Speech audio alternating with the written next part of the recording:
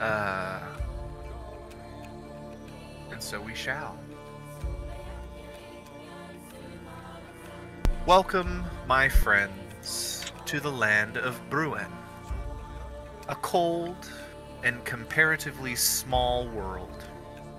Rowan is also very young, with only a few thousand years of history to look back on. Much of this world is dominated by a single great continent known as Luranel. But far to the west, across a treacherous sea, lies an isle of myth and legend. Ayara, the home of the gods and their original children. It is here on this island where our story begins, though perhaps we are not yet when our story begins. First, we must look back some time at another story that needs to be told. Deep in the forest of the Analk Enfaur, the vast wilderness, in the north where it borders the mountains locally known as the Dragon's Spine, hidden away where only those that know about it can find it, lies a village. Coadin Sancti, a place of life and growth, surrounding a tree, but not just any tree, one of the original trees that this vast wilderness originally sprang from. Sacred to the old man of the forest, taller and more majestic than any other in the vicinity. The village sprawls around it and even partially up it and the trees surrounding. There are fairy lights lighting the vicinity. The village is quieting. It is late in the day, and soon sleep will come. But around a grand fire, a matriarch stands hunched with many others of all ages. She grips a knotted staff and smiles warmly before seating herself on an old stump. Most of those around her, or at least those who are closest, are children. Toddling up from the very young to nearly adults. Up in the trees, there are forest spirits, dryads, other sylvan-type creatures watching as well. The children around the fire all bear similar features. Tall, bovine-esque people with pointed fey features. These are the Firbolg of Cran Celt, a people descended from both fey and giant blood. As all of these children gather closer, a slightly older one pipes up, "Mamo, tell us the story about the dragons!" A hush falls over the glade, as now everyone gives their closest attention. The matriarch smiles along with all of her wrinkles. "Ah, Garinion, you wish to hear the tale of how magic came to be. Very well. Lend me your ears and a tale shall be told. In the time before time there was nothing and everything. The void, the Nemni, and despite not existing, it wondered what it could be. So to make sense of itself, it created the first being, and thus the primordial dragons were born. Platinum Bahamut was charged to keep order in thought and time, while many-colored Tiamat was given dominion over uncertainty, randomness, the chaotic impulses inherent in a desire to exist and to be. Together the dragons sang their song of creation and with their very breath came the elements of magic that make up everything in this world. She produces powder from a pouch at her side and sprinkles it through the fire, which turn gray flames, black at the center, whiter towards the edges. First came Nuivra, the spirit of all that is living, the spark of life that encourages a seed to grow. Represented by the winds and the sky, with it came the wilder land, a place of unfettered and unimpeded life, where long-lived beings could frolic and play forever. You see, she turns her eyes upward into the branches of the trees around, where the dryads and other creatures look down and giggle. Then there was Guyar, the constant change of the world, the growth of the seed from sprout to adult plant and finally decay. Represented by water, with it came the other world, a realm where all mortal spirits will one day find rest, calm and tranquil after a life well lived. Finally emerged Kalas, the physical substance of all things, the very being of the soil that you can run through your fingers.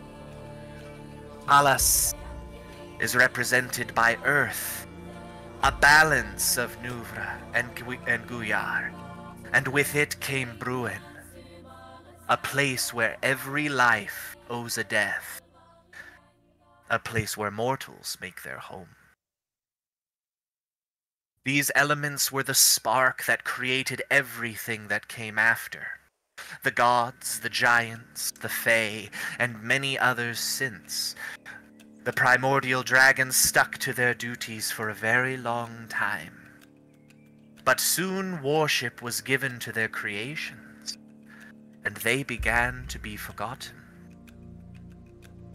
Platinum Bahamut knew it was only the nature of things, and was content to maintain his dominion of order. But many-colored Tiamat was as fickle as her own nature, and craved the worship of mortals, craved praise for all she had done to ensure their existence. When finally the desire turned to greed and spite, Tiamat created new, immortal beings, powerful, and in her own image.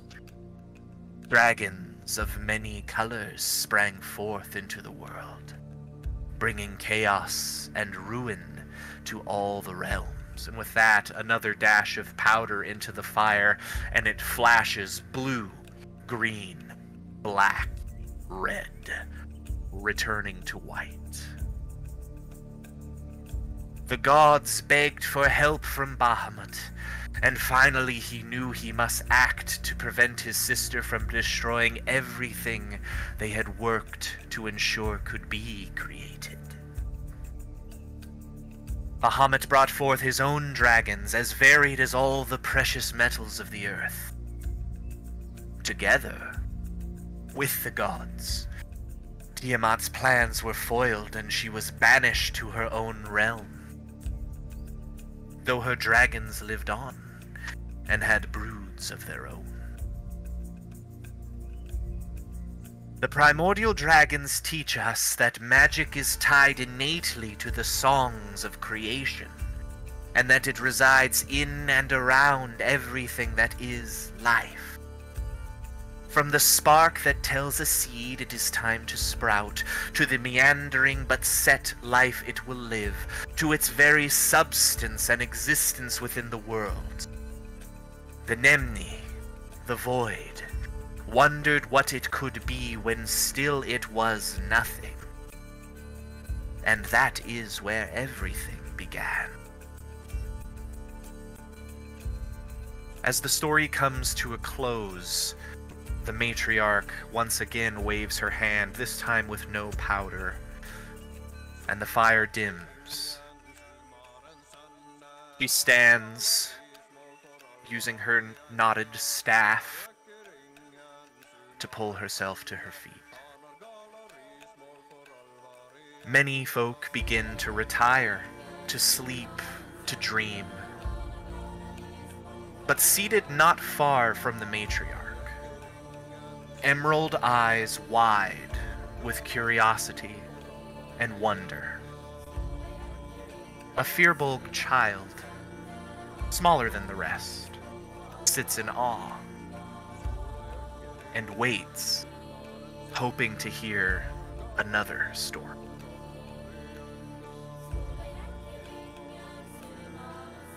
And now, give me just 1 second to change the ambience here.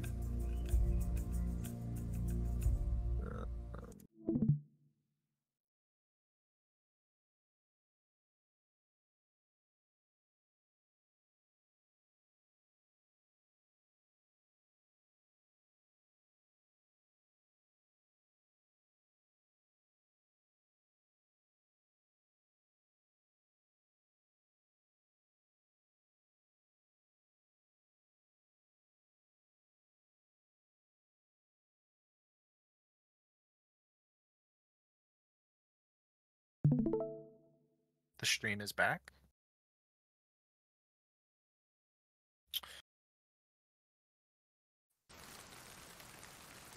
It's raining. The steady fall is rhythmic and constant on the window of a small tavern. Seated by the window, an emerald-eyed stranger waits for a break to perhaps make do with what they have here. Mill, would you please describe yourself in this space? All right. He is sitting, watching the rain fall. The long, curled, fire red hair. Freckles across the bovine nose. And antlers sprout from the top of his skull. He wears a blackened cloak that seems to be made of some type of dead moss. A large, gnarled staff in his hand. He's barefoot. Toes splayed against the hardwood of the floor. And he taps the staff rhythmically, waiting for the rain to pass.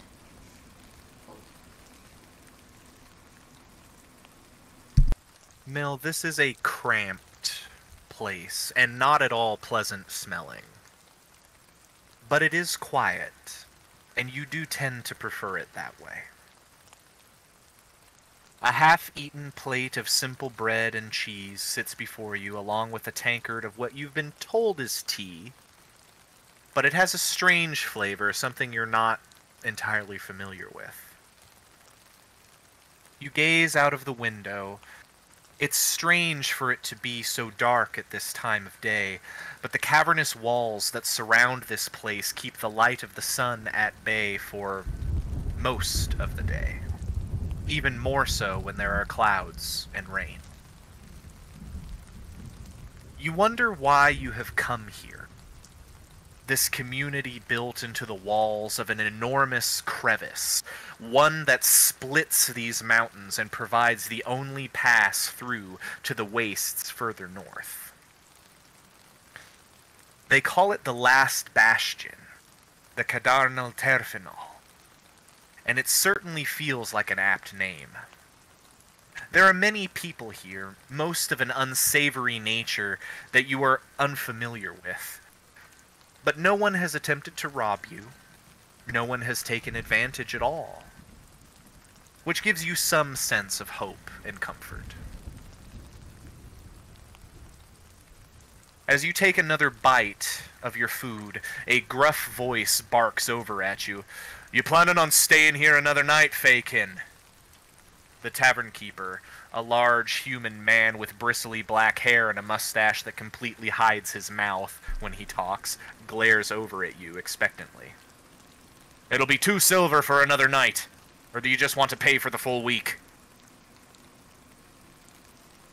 I plan to leave when the rain stops. Very well. Moving on, are you? Heading south. Well, it'll certainly be kinder for you down there than it is up here. Indeed. He gives a little nod, goes back to washing whatever plate he has. Aside from you and him at this moment, there is no one else in this place. Most of the bars that line this, is it a fort? Is it a village? Is it a little bit of both? Cardarnel Terfinal is built up the walls of this crevice. There are multiple layers leading to a solid stone wall at the northernmost point of the city, or of the fort, that is manned constantly. Mill, it is strange for you, because in this space right now you are less than a week's travel along the base of the mountains from a place that once you called home. And it is strange to be so close and yet have no intention of returning.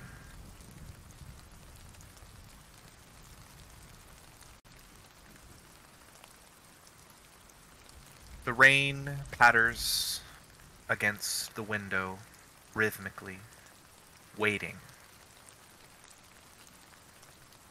What do you do?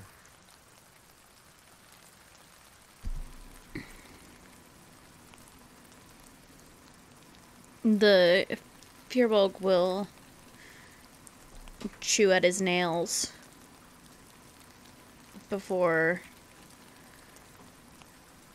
standing to his full intense height. He cranes his neck slightly to not brush his antlers against the ceiling as he stands. And he pulls his hood over his head, heading towards the door. Kima, get down. Get down. Very well. Mill, as you step out into the rain-soaked streets, we pull away.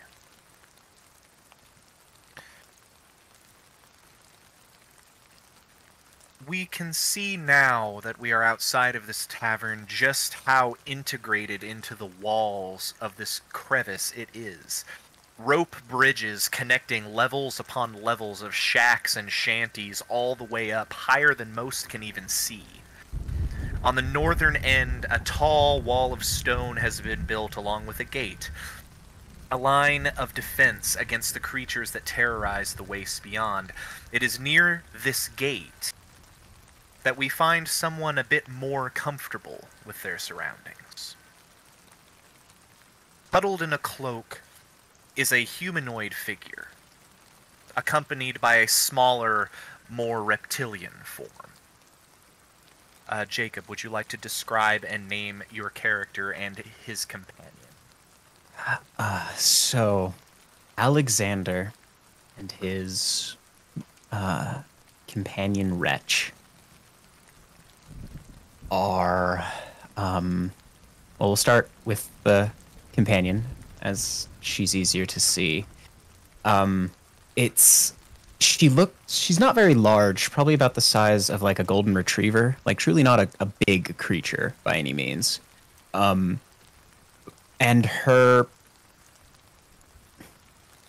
she appears to be albino, whatever sort of reptilian creature she is. She has a tail, for balance, walks on four limbs, and just has a notably reptilian face, some kind of drake maybe, but it is devoid of any like notable coloration,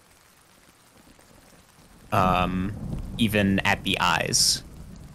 And she walks by the right side of this figure, comfortably in the rain, who is very broad-shouldered, though it maybe seems like they've kind of always got one arm sort of situated backwards. There are two swords available at the left shoulder. Their cloak dips deeply, and though their face was likely once quite beautiful, the right half of it has severe scarring for what piece of the face is visible that goes down the neck and disappears below the battered and pockmarked armor that they wear. A blue eye pierces out from beneath the cloak, and wisps of fair blonde hair are sometimes visible before they're pushed up out of the way. Obviously a left arm dominant individual in most of their mannerisms. Understood. Alexander, you have been at this outpost for quite some time. A place that fits and appreciates your general skill set. After traveling to this island over 7 years ago, you have felt honestly very lucky to be in such a place, where few people ask questions about the past, and those who do barely care to answer, or to hear the answer. You feel a nudge against your foot as Wretch tries to get your attention, staring up at a piece of cooked meat you have been gnawing on for the past hour or so. For a brief second, that reptilian face, so very like something much larger, brings a jolt of pain and rage to your mind. You absent-mindedly massage your neck. But as quickly as it comes on, you steel yourself. Wretch is your companion, not your enemy, and the only true friend you have had for quite some time now. Do you offer Wretch some of the meat? Yeah, I think the piece still hanging out of his mouth as he rubs his neck. He reaches up and rips off whatever bit was in his mouth before tossing it down to her. She runs over. I imagine she really deftly just snaps it. Tossing meat, I think, is a common thing I would do. Absolutely. She I snaps can it make up. her eat it out of the dirt. It's muddy. It does that thing where many animal companions have a tendency to do. Snaps up the meat, swallows, and looks expectantly as if hoping for some more before understanding that there is no more, and just exhales through her nose and just begins to survey the area once again. Alexander, it is time for a patrol.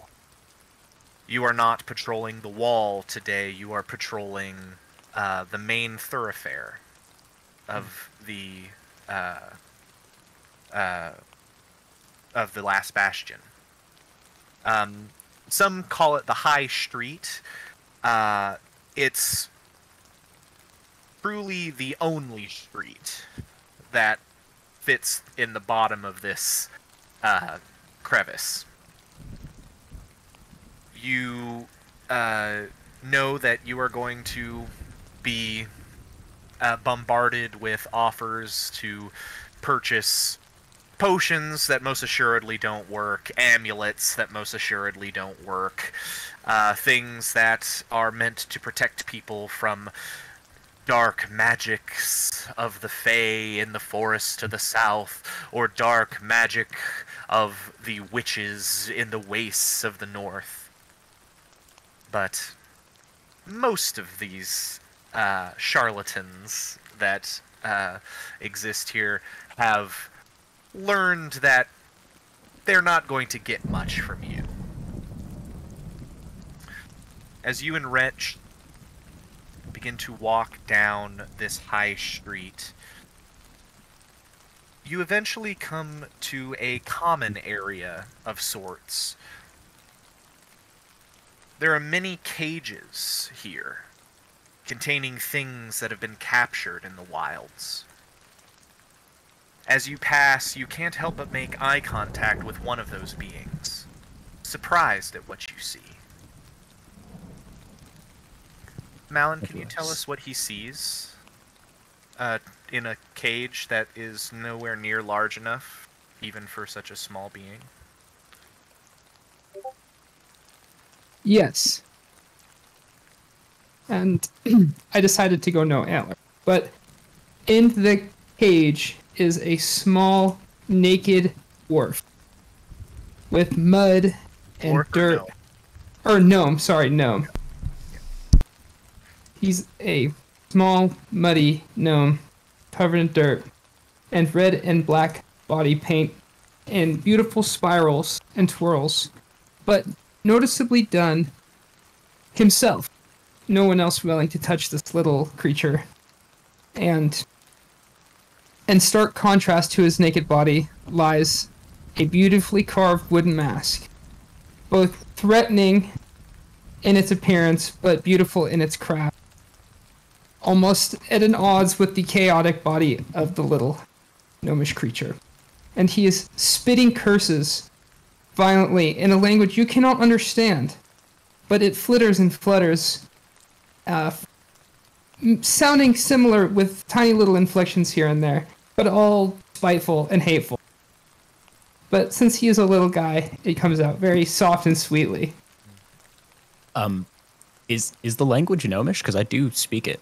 Do you speak Gnomish? Yes, then I do. You understand him violently, calling things like cheat and bastard, and how he will make him dead.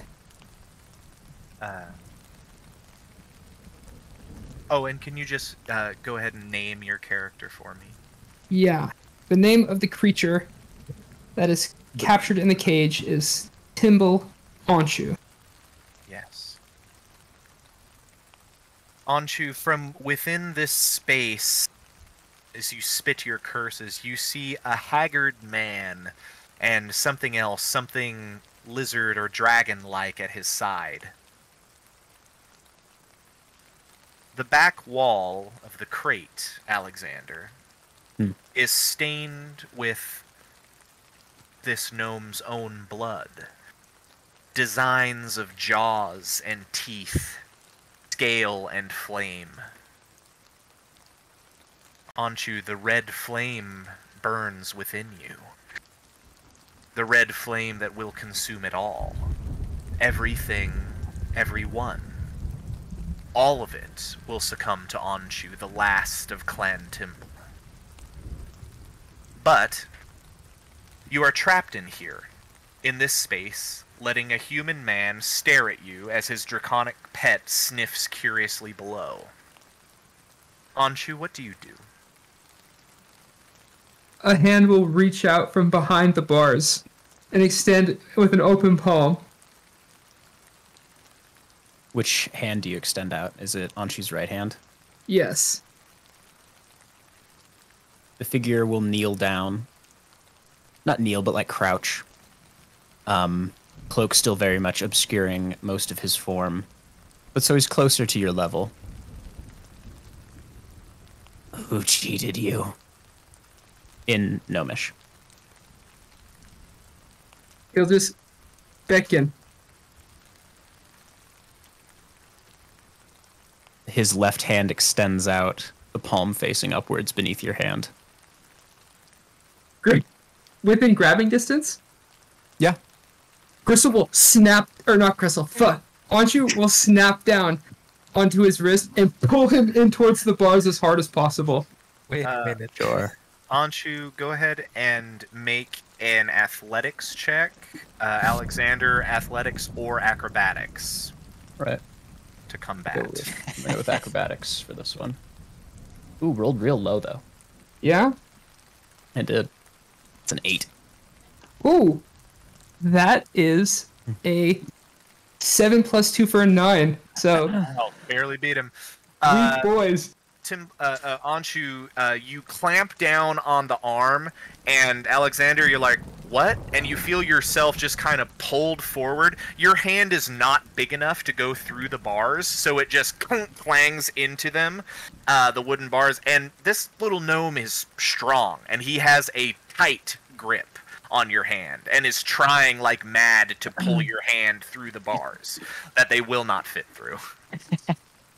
Unless you want to be lunch, might I suggest you release me? The small draconic figure next to this human growls intimidatingly. It's not as intimidating as it's trying to be, though. It's like a... Yes. Anshu will let go and just slam his head against the bars and will slink backwards. Wise. Are you going to answer my question? Again, all of this Why? is in Gnomish. Would I? Because if you've been cheated, I am in the business of peacekeeping.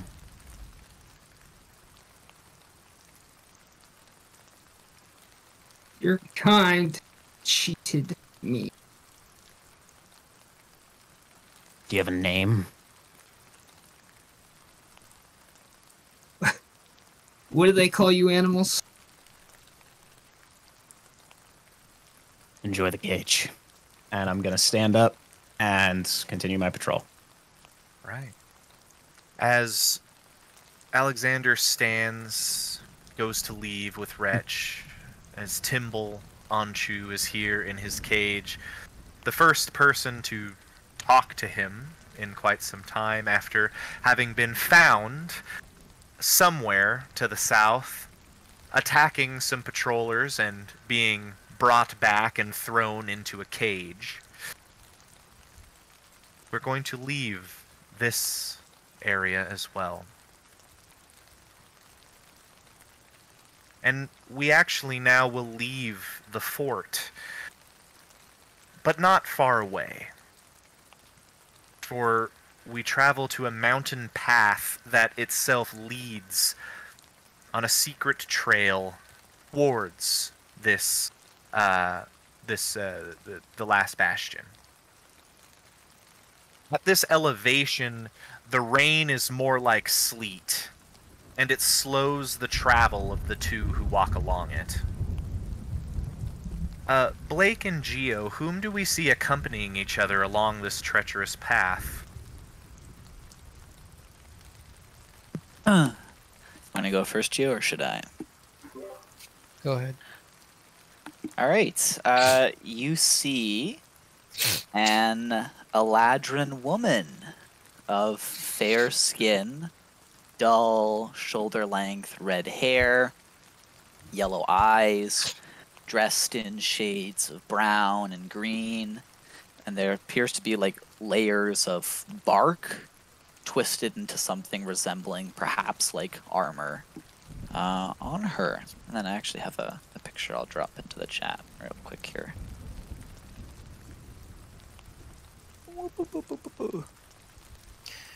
My pictures. Love it. Yeah.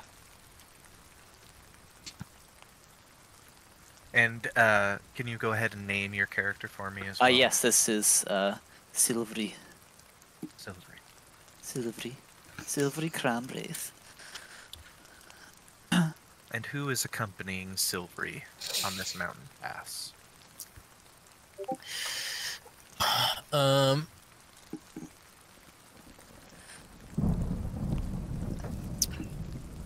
You see a tall-ish figure, clad in fur winter clothing. Their skin is almost as white as the snow, with some markings on their face, and their hair flutters in wind as glistens against the reflection of the sun against the snow on the mountain backgrounds. They stand tall. How tall is your? Silvery is probably about just shy of like 6 feet, so pretty tall. Yes. Oh, same. Almost. Yeah. Got it. We're basically the same height. Understood. Yeah. Thank Her name you, is. Yep. Her name is Ervin. Ervin. Silvery and Ervin. The two of you have been traveling together for a couple of days now, after having met one another on this path. Both of you feel drawn to the same place, although for different reasons. Silvery, the trees have been quiet. Spring is here, but something has changed. The forest feels vacant, like a home that has been empty for many years. The folk in the village you protect have felt it too. While they have started to dive deep into the magic they possess in order to solve this problem, you have set out with a clear goal. To find the one that was banished. A companion from years ago. Things have never felt quite right since that day. Ervin, your path started with dreams. Dreams of large shapes and colors, ancestors and monsters. Things that feel familiar and yet foreign to you. From the Galar Mountains you set out, a feeling pulling you in the direction of the dragon's spine. You found this elf companion and decided to travel together for safety, though perhaps you are not as used to people as you'd like to be. The dreams, the visions, they have pulled you here to this place, and set a companion in your path. It would be foolish to ignore those signs. The two of you expect to arrive at the last bastion at any moment, really, having never traversed this path before, but you're sure that, based on some directions you had been given, that you must be close. Though this storm is certainly slowing your progress. What are the two of you doing as you travel down this path? Look. Are you sure you know where you're going? You only need to ask the trees. They will tell you where to go. That hasn't been as. Sorry, the path is the mount. Does the mount path? The mountain path has trees or not a lot of trees? There are, every once in a while, like, little scrub trees that you see up in mountains, but they are far and few between. Look, we haven't seen the tree in quite some time. Just because Are they're you not sure they're there, telling you the right directions? just because they're not there, Erwin, doesn't mean you cannot listen to them. The roots extend far and wide. How many times must I say this? And you see kind of Erwin kind of start to get a little antsy and show more of her childlike behavior, and almost start to have a tantrum, but steals herself back in. Well, as long as we get there.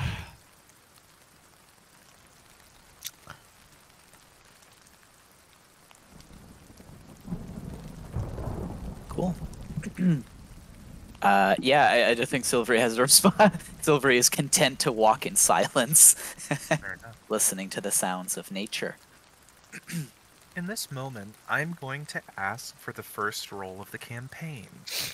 Silvery, would you please roll for me a survival check? Gotcha. Survival, eh? We're surely lost. Not good. That is a 16 on the die for an 18. A 16. Yep. Or an 18 total. 18, Yeah. 18, yeah. So, Silvery, as you and your companion both return to the quiet, honestly, not a terrible idea in this situation because you are still high enough up in the mountains that the sleet. I mean, there's no way to talk without getting it just in your mouth. It's not pleasant. Yeah.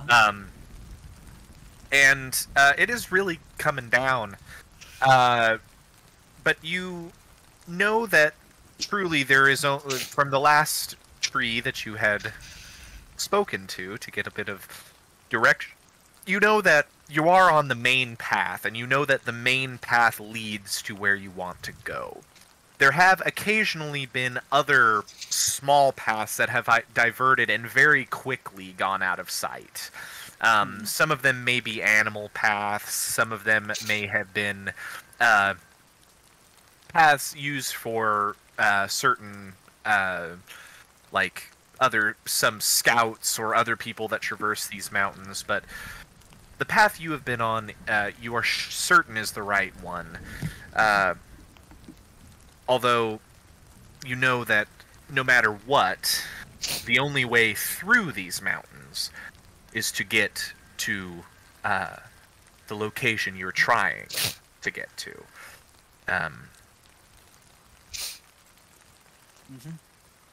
The path is before us, clear as ever. It is up to us to follow it.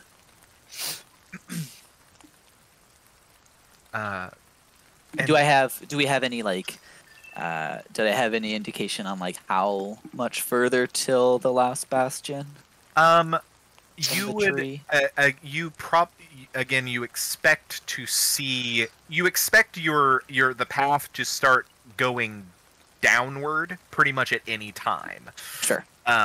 So it will hopefully be within the next half hour or so. Any moment now we'll see it. And Erwin, can you go ahead and make for me a history check?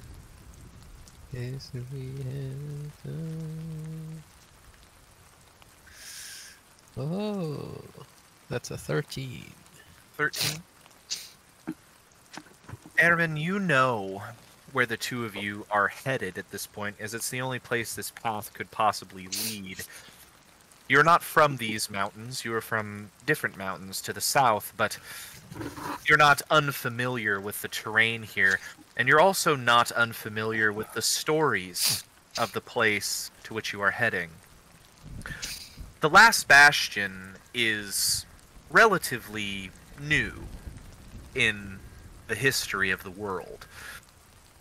The dragon's spine, these mountains, for many, many years were said to be impassable, except by those with powerful magic. But you know that the crevasse that is the pass through these mountains that the last bastion guards holds great import for the history of this island. For it is said that until an army of storm giants cleaved their way through this mountain range, there was no hope of anyone on foot to make it through. You're not certain what awaits you here, or why your visions and dreams have been pulling you in this direction. But you know that historically, you are heading to an important place.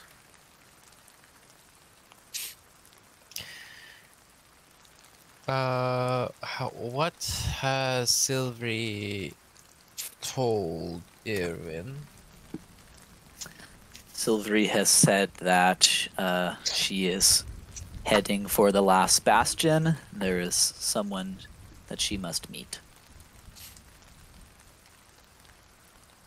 Anything else? Uh, Visions. Talk about visions. Because we've been Search. traveling for Couple of days. several days. would talk a lot about the trees and how they're very quiet, and it feels empty almost, despite it being spring. You said, right? Yes. Yeah. So something is not right, and Silvery is hoping to find someone who can perhaps make it right. Or that's what they think, anyways. That's what she thinks. Everyone goes, Silvery. Hmm? We've been going about this for days. We're heading to the last bastion. Yes. And you really think that's where you're trying to find this thing? This is where I will find my friend, yes. This as the trees have told me. And your friend knows they're coming? My friend does not know you're coming, no. How will they know that you're... How will they know to wait for you? They will not, but I believe, I have faith in what the trees have seen. I will find my friend. There is no use in worrying about it. And Erwin kind of grabs Silvery's hand and kind of gets a burst of energy and all right then, well, we better hurry up. I think I kind Erwin's of, like, ADHD. skips along and Yeah, drags as you forward. grab Silvery's hand, it is remarkably rough, almost like bark. Mhm. A very strong hand. Yeah, as, you feel it's Erwin's hands, like, a little on the cold side, but nothing that you Yeah. haven't really. Very well, let us go. I'll allow myself to. Yeah, let's pick up the pace, I suppose. Alright. Trudging forward at a faster pace, about 15 to 20 more minutes of walking goes by before finally you see the path begins to lead down. And in some places, even steps are built into the path, carved into the rock, as the mountainous rock begins to loom higher and higher above you as you descend. Really quickly, sorry, as Yeah. we're going, and what is, reminds me again, Ruin, what is it that you are hoping to find? The dreams have told me to come here. And what dreams are these? That don't really know, but I've been getting them, and I see this place, and it's kind of looks like it. And then I found you. You said you're heading to this place.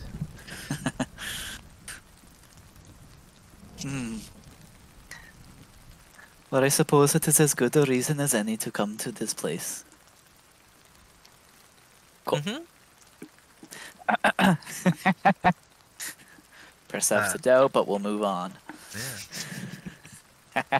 Descending for about 5 more minutes, you can still feel the rain from directly above you plopping down onto your heads, but there's no more of the wind now, as you are between rock, descending further and further, and you see now torch sconces with lit torches in them guiding your way, ensuring that you have enough light, until eventually you come to a wooden wall, a palisade almost, with spiked sticks sticking outward from the top.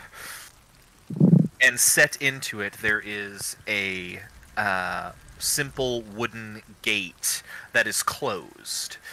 And as the two of you approach, a very gruff voice from the other side says, "Alright, I know there's two on the other side, so what's your business here?" Travelers come to Last Bastion. My friend has a friend that's in here. Your friend has a what? Oh, Yes. Alright. Do you know them? no. I'm sure you know them. I Look, am supposed to be meeting one in Last Bastion. Will you let us in? mm, We mean no trouble. You seem like a nice man. you come from the north or you come from the south? South, right? Yes. Yeah. The south. All right. Well. And you hear a large wooden beam being moved, and the gate is pulled open. It kind of has a sliding thing going on, and he shoves it to one side. And looking down at the two of you from inside here is an nearly 8-foot tall humanoid figure with shaggy fur on the legs, a big thick beard, goat-like horns sticking out of the head, and a massive hammer strapped to his back. As he looks down at the two of you, would both of you please make me either a nature check for me?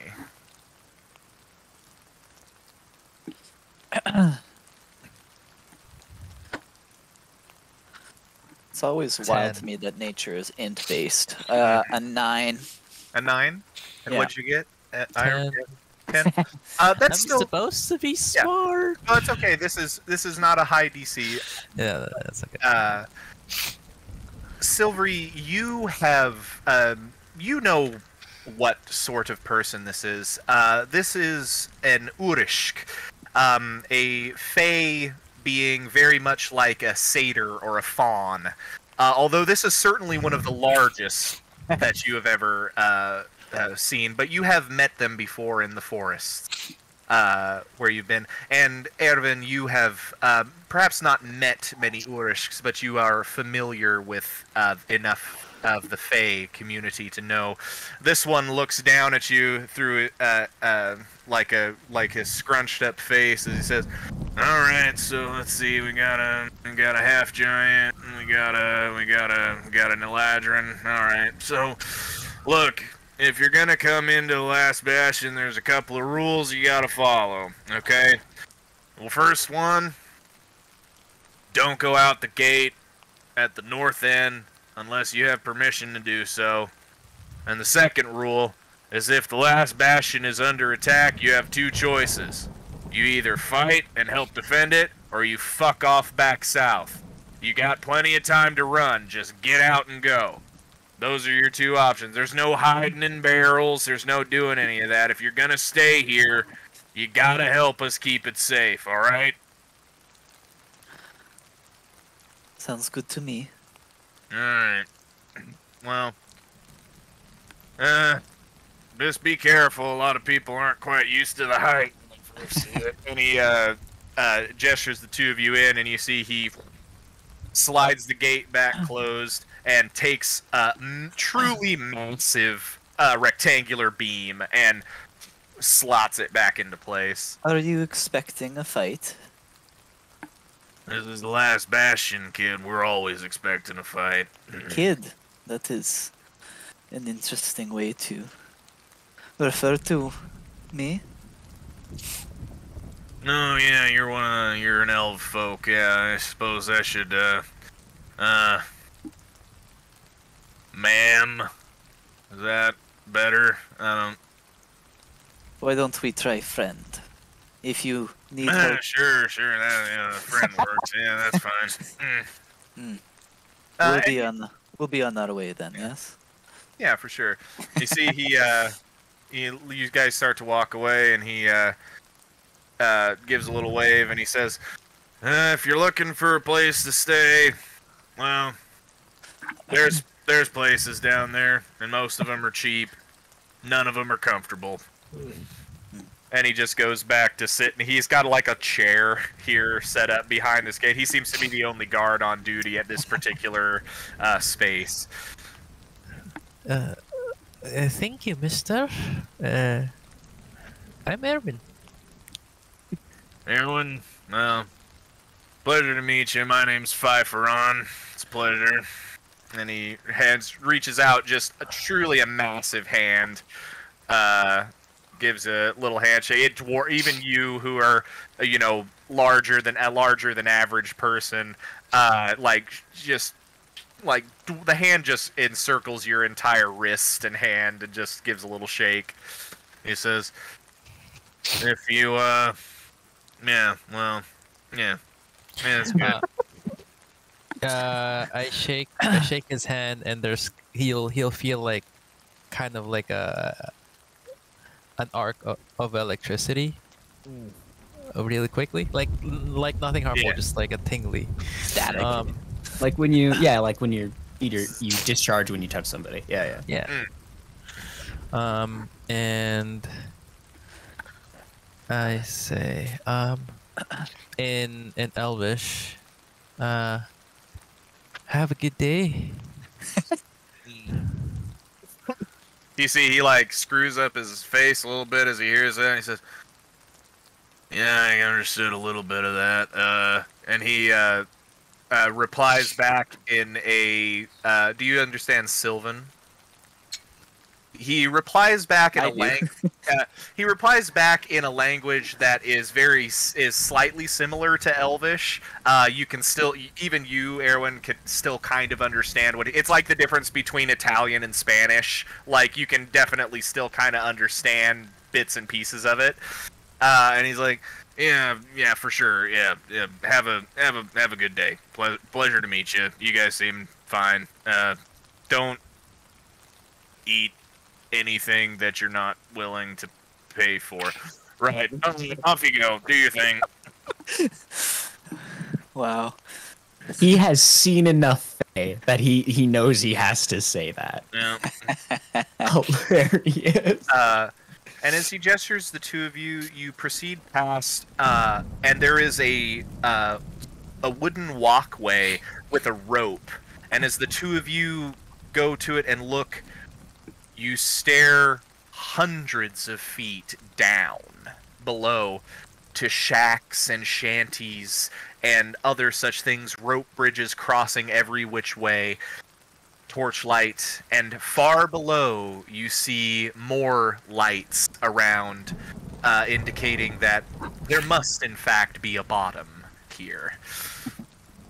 And the two of you begin to descend. Yeah, that's where all like the inns and shit are. Yep. The people. Cool. Yeah, start heading down.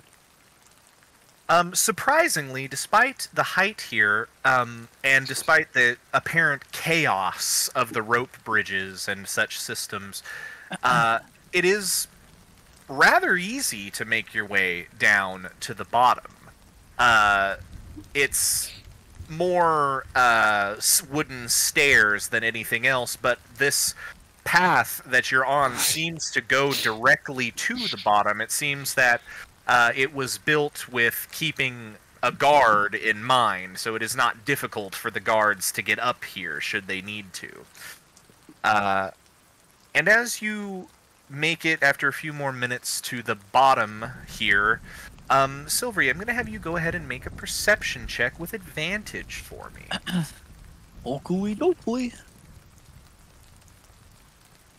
It's a 19. A 19. As you begin to walk down this, or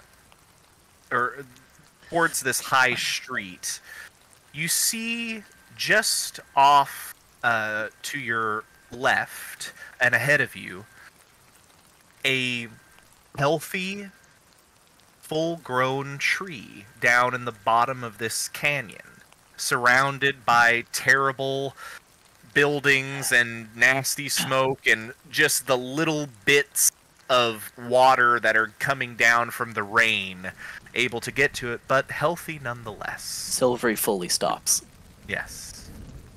Erwin, do you see it? Do my eyes deceive me? What am I looking at, Silvery? The tree, Erwin. Do you see the tree? Oh my goodness. I finally found one. You said you've been speaking to it. Is that your friend? No, it is a friend, but not the friend I am here to find. But a friend I am happy to see nonetheless. We must go and see it. Yeah, you walk up towards the tree. Very apt for the time of year, as you are in the month of Lewis, the month of the Rowan. It is a Rowan tree that sits here in this space, and it does look like it is taken care of. You know not by who, but it definitely shows signs of having been pruned to a certain extent, and it has nothing fancy, but it does have like some mesh around the base of it, as if to keep people away from the base of it, or messing with it in any meaningful way. And as you approach, its leaves kind of gently brush the top of your head as you get closer to it. Silvery. Are you gonna talk to it? I intend to, yes. I just want to say this dynamic is fucking hilarious. You said there's like mesh that's trying to stop me from getting close to this tree? No, it's more like it's like those it's like in the city where you see they put the little protective fence around just the base of it to keep like people. You can still go up and touch it. Okay, it's just literally right around the base. It's more like it's keeping away animals. Okay, Than anything interesting. else. Yeah, I think Silvery has a face of like exasperation, like where I come from. We don't need such. Like, Yeah. the trees are taken care of. We don't need these rudimentary. I think also like seeing you were describing the sharpened sticks and shit that like make up the fence. Yeah. Yeah, I am not impressed by this place. Though seeing this tree here is perhaps a good thing. But yeah, I'll like as I approach, reach out and just like lay my hands onto the trunk of the tree. Close my eyes. Excellent. Yeah, you do so, and you feel that connection nearly immediate as you step up and just make yourself known to this tree. Mechanically, do you have any means of speaking to a plant? I don't think at this level I do, no. Fair enough. Which means I just talk to the tree. Correct. And when I said I was hearing things from the tree, I was probably not telling the truth. I am hearing what I want to hear. For sure. But in that way, can you just go ahead? So you approach and you make yourself known to the tree. Do you say anything to it? I close my eyes and I recite some of the oaths of the Elder Heart Wardens, the nature of which I have yet to decide, yet to write them all. But I definitely, mention like Sylvan, like the old man of the forest. It is good to see that you are here in this place, in this otherwise forsaken place. Go ahead and make for me an insight check, and I will give you advantage on this. Cool. Yeah, and then finally, I would mention I am here searching for my friend. The trees have grown quiet in many places, and I do believe that Mill can help me. Help me find Mill. That was a nat 1 on one of them, but I have advantage. Thank you, Kyle. That is instead a 19. A 19. Yep. You Rolled a place your 115. hands, you say your oaths and ask your questions, and you finalize all of this by pressing your forehead against the bark of the tree as well, leaning back and looking up. It is only a few weeks into spring. And so to see a healthy rowan tree bedecked with leaves in this crevice in these far-flung mountains is truly a blessing. And you see, as you look up into the leaves after asking your for guidance and your question, a couple of leaves do fall, brushing along your face. And at that moment, the wind seems to shift, although there should not be wind in the bottom of this cavern. And the leaves all blow in a direction. Your gaze turns, just in time to see a hooded figure with a staff in hand, striding away from a door that is closing behind them. You turn, you look, you see the figure, and the figure stops and turns and looks at you. Silvery, you see emerald eyes staring at you. Familiar emerald eyes. A companion lost years ago. Mill, you have left the tavern and are headed towards the high street when you hear a strange noise off to your right, and you turn and look, and you see an elven woman, and just a little ways behind her, a more of a half-giant type of person as well, both sort of looking in your direction. And your eyes lock with the elven woman, and your mind flickers a bit. There's a tickle at the back of your brain, a tickle of familiarity, like an acquaintance or someone that you are certain you might have seen before, but it is strange. And as the two of you stare at each other from across this simple stone space, a tree next to Silvery, Mill, you don't realize that you can see your breath.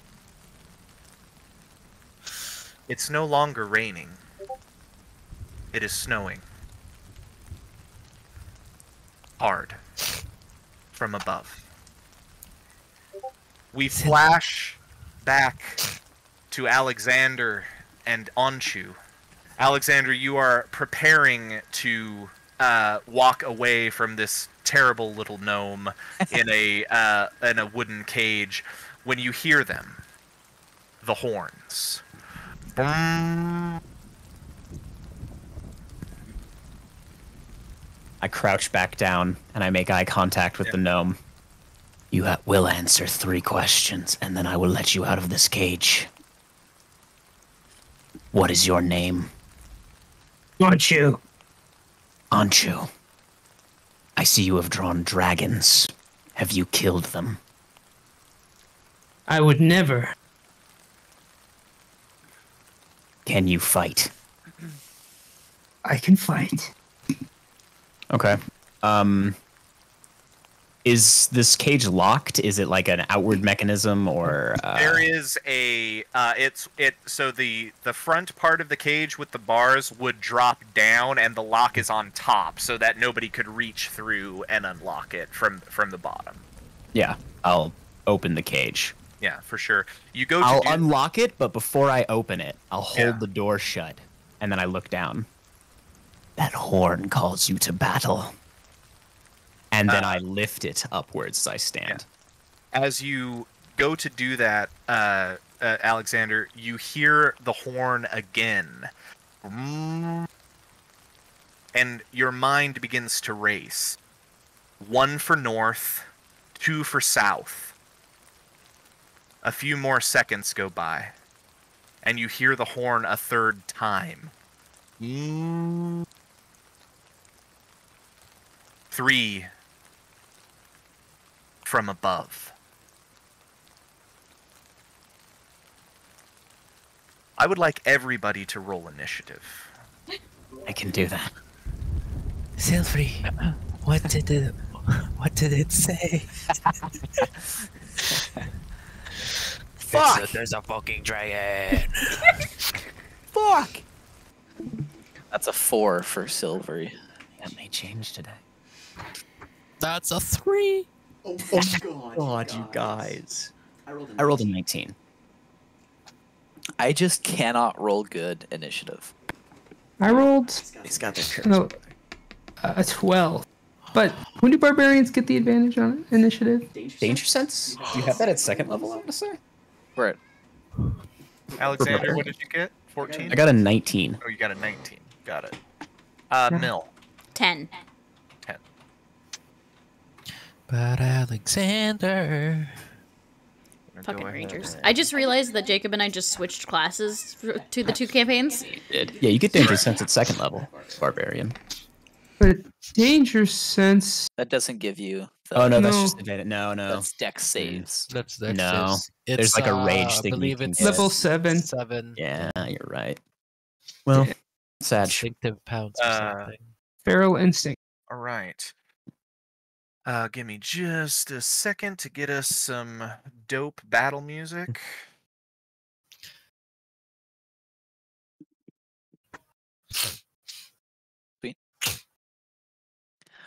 Odwin is a fucking sweetie. She's a I wasn't expecting that. There's some words. Me neither. I also wasn't expecting. Yeah. Me when I designed Corey. Yeah. That's what I love about D&D. It's like you can design a character in a certain way, and then it's truly just a coin flip whether or not that comes out when you actually start playing them. Look, enough about all these depressing characters. Okay. Okay. Optimism, eh? Hey, I did make 3 Geralts in a row. Don't worry, the next ones will be happy, guys. You just have to wait like a year and a half. It's okay. Happy ones after this, promise. At least Yeah, kind of I- whimsical in their sadness. No I have happy ones fucking- ever. I have Elias, and then Jihad was supposed to be, happy-go-lucky, but now we're not. It's fine. We'll get better. Jihad's on He's- ice. So whatever. And then Calder's, no, it's been too serious. Yay. The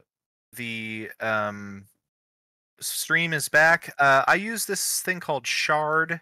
It allows me to have control over your characters and move them around where you want me to place them. I am going to endeavor to learn at least roll 20 over the next few weeks so I can try to do that. I just haven't had the time to do so yet. Sure. So, as we enter this space, I am going to, before I start the encounter, at the top of the initiative order is Alexander. You are here in the high street. You see people looking around. You see many pulling out weapons, and you see a lot of the charlatans and the such that are really more here to just kind of screw people over, looking up, taking what they can, and running towards the south. Alexander, what are you going to do? Mentally note how easy that makes my job. Before drawing my short sword, giving it a little twirl, and I'm keeping my eyes locked skyward. I'm looking out for, I'm trying to identify whatever is attacking us, and I'm going to, I need to get to higher ground, so I guess Wretch and myself are booking it to whatever portion of the high road leads towards, is there, because I know you come down from the southern gate. Is it a similar situation at the north? So the southern gate is actually pretty flat. You actually just go straight along the high road, and eventually you make your way out of the mountains into foothills towards the forest. I see. The gate is at only gate is at the northern end here. I see. Yeah. God, I need to get to higher ground. I would Yeah. say at this point you do know that kind of northeast from you right now, although there is not much of that on the map. That is the direction that leads up towards one of the mountain paths that is guarded. And so that is technically higher ground, but honestly, at this point of the city, truly anything is higher ground. Truly anything is higher ground. Yeah, Yes. I could not be at a lower point in the city. Correct. I guess that sounds good. Yeah, then I'll still be. Yeah. I'll at least. Yeah, I'll head a little bit northeast. I will do that. Okay. Alrighty. So you can head around this way. There's a wall, and you can head over in this direction. You ascend slightly off of the street through onto this cobbled area. You have 30 feet of movement or 35. I have 30. You have 30. Mhm. So you could get to here or here on your turn if you were headed kind of Probably or the southern position that you southern. selected. Yeah. understood. Sort of. And Actually, can I be on top of that structure? In fact, I'm really definitely attempting to. Yeah, for sure. I just need to get my eyes skyward. Can you make That's me what I care about. can you make me an athletics check for me, or make an athletics Absolutely. check for me, or acrobatics, truly, whichever one you want to make. I guess we'll do probably acrobatics, I would say. Okay. 23. 23, perfect. Yeah, you can make it to right up here onto this building, and I presume you have Wretch close by. Yeah, nearby. Wretch is faster actually. Wretch has 40 feet of movement, so they are right behind me. Wonderful. Wretch is up on the building with you as well. In this moment, Alexander, you are able to see a little bit of what you are dealing with. From the south, there is several creatures that have come out of alleyways, strange reptilian type beings. Looking back around in the direction you came from, two more of them are running down the high street. Truly unknown how these things could have arrived this fast. And looking straight ahead of you as you have headed this way, you see another one standing behind a kind of tall, cloaked figure that is in the alleyway and is running as fast as it can towards that person.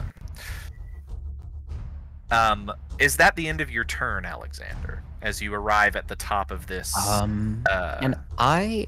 you said these were lizard or draconic-esque in their appearance? Yeah, I will let you make a perception check for me on this. I will gladly do so for you. That's a 22. These are lizard folk. More specifically, these are waste lizard folk. They are pure white, with kind of a blue crest that goes down their back. Their faces are, I guess the best way to describe it is almost velociraptor-like. Okay. very, very cruel creatures. They form not a bulk, but a decent chunk of the waste folk tribes to the north, and are not uncommon to be seen attacking the last bastion. It is very uncommon for them to be in the city, or to be in the bastion this quickly. Usually they attack the gate. Okay. Yeah. I will reach up with what's left of my right limb, and as I do, I take a deep breath and my eyes flutter open, and they are a deep red slitted pupil and a roiling like almost contained like within a field, just bubble of flame. A glowing hand casts aside his cloak, and Wretch begins to glow with that same energy, their albino nature quickly being replaced with a ridge of horns through searing, popping, and cracking. That same fire comes to her eyes, and her scales take on a red hue. And I'll order Wretch to make its way to Indraconic. I will say sick 'em, essentially, and point my short sword at the lizard folk behind the cloaked figure. Understood. Wretch has a little bit more movement, so she's going to bound down and start heading in this direction. Mill, it is not yet your turn, but suddenly after hearing these horns, you have broken eye contact with this person who looks somewhat familiar to you, and now a strange, small, red dragon-like creature is running towards you along the ground. At the end of Alexander's turn, it is the lizard folks go. Hurt me plenty. So, Wretch would have used her action to dash if she needed understood. To. So you're going to, okay, yeah. Like then through, it would have run, she runs, bounds at you, and then just dives between your legs before getting back up and continuing to just impede. Yes, Wretch will run up to the lizard folk. Actually, Mill now cluing you into the fact that there was something creeping up behind you. And in fact, well, let's see. We will start at the top with the lizard folk. Lizard folk A. They're numbered. They are numbered, and it's problematic. Okay, so the first couple of lizard folk, it isn't really that important what they're doing right now. They are heading up this way as they toss through carts and things, looking for food, taking weapons, anything they can get their hands on. That's gonna be those three. These two are going to run. There are chickens in the carts here. And another is going to run up past and head over this way where there are some goats that are also being stored in pens.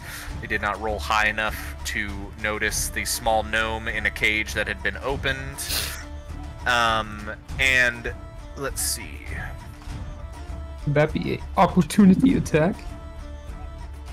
You know what? Yeah, you can make an opportunity attack against that one that ran past you. As he literally rips his fucking ankle out. Yeah. Ooh, hold on, let me check the modifier. He is an ankle biter, actually. I took the ankle biting skill. I didn't. That must be a. Where'd you find that homebrew? I didn't. That sounds and what are you attacking with at this point, aren't you? The greatsword that I have kept hidden in my cage. But it is not sharp by any means. Truly a metal rod with rough gouges, slices taken out. Just like truly a very raw, guttural, like bestial weapon. Where are you hiding it? You don't want to know where he hid it. for the purposes of this, because you barely fit in the cage, so the greatsword definitely didn't. They didn't. The people that captured you It were was just like, on top of the cage. this is a weird little dude. But It was like leaning against he's a full person. Like, yeah. So the sword was near you. It was just not in. You weren't able to grasp it until the cage was open. So we'll go that route. Yeah. Curly was like not even 5 feet away. I imagine. It So was go ahead, leaning against it. yeah, go ahead and make that attack of opportunity, Malin. I rolled a 16. You rolled a 16. That does hit. Go ahead and roll Okay. damage.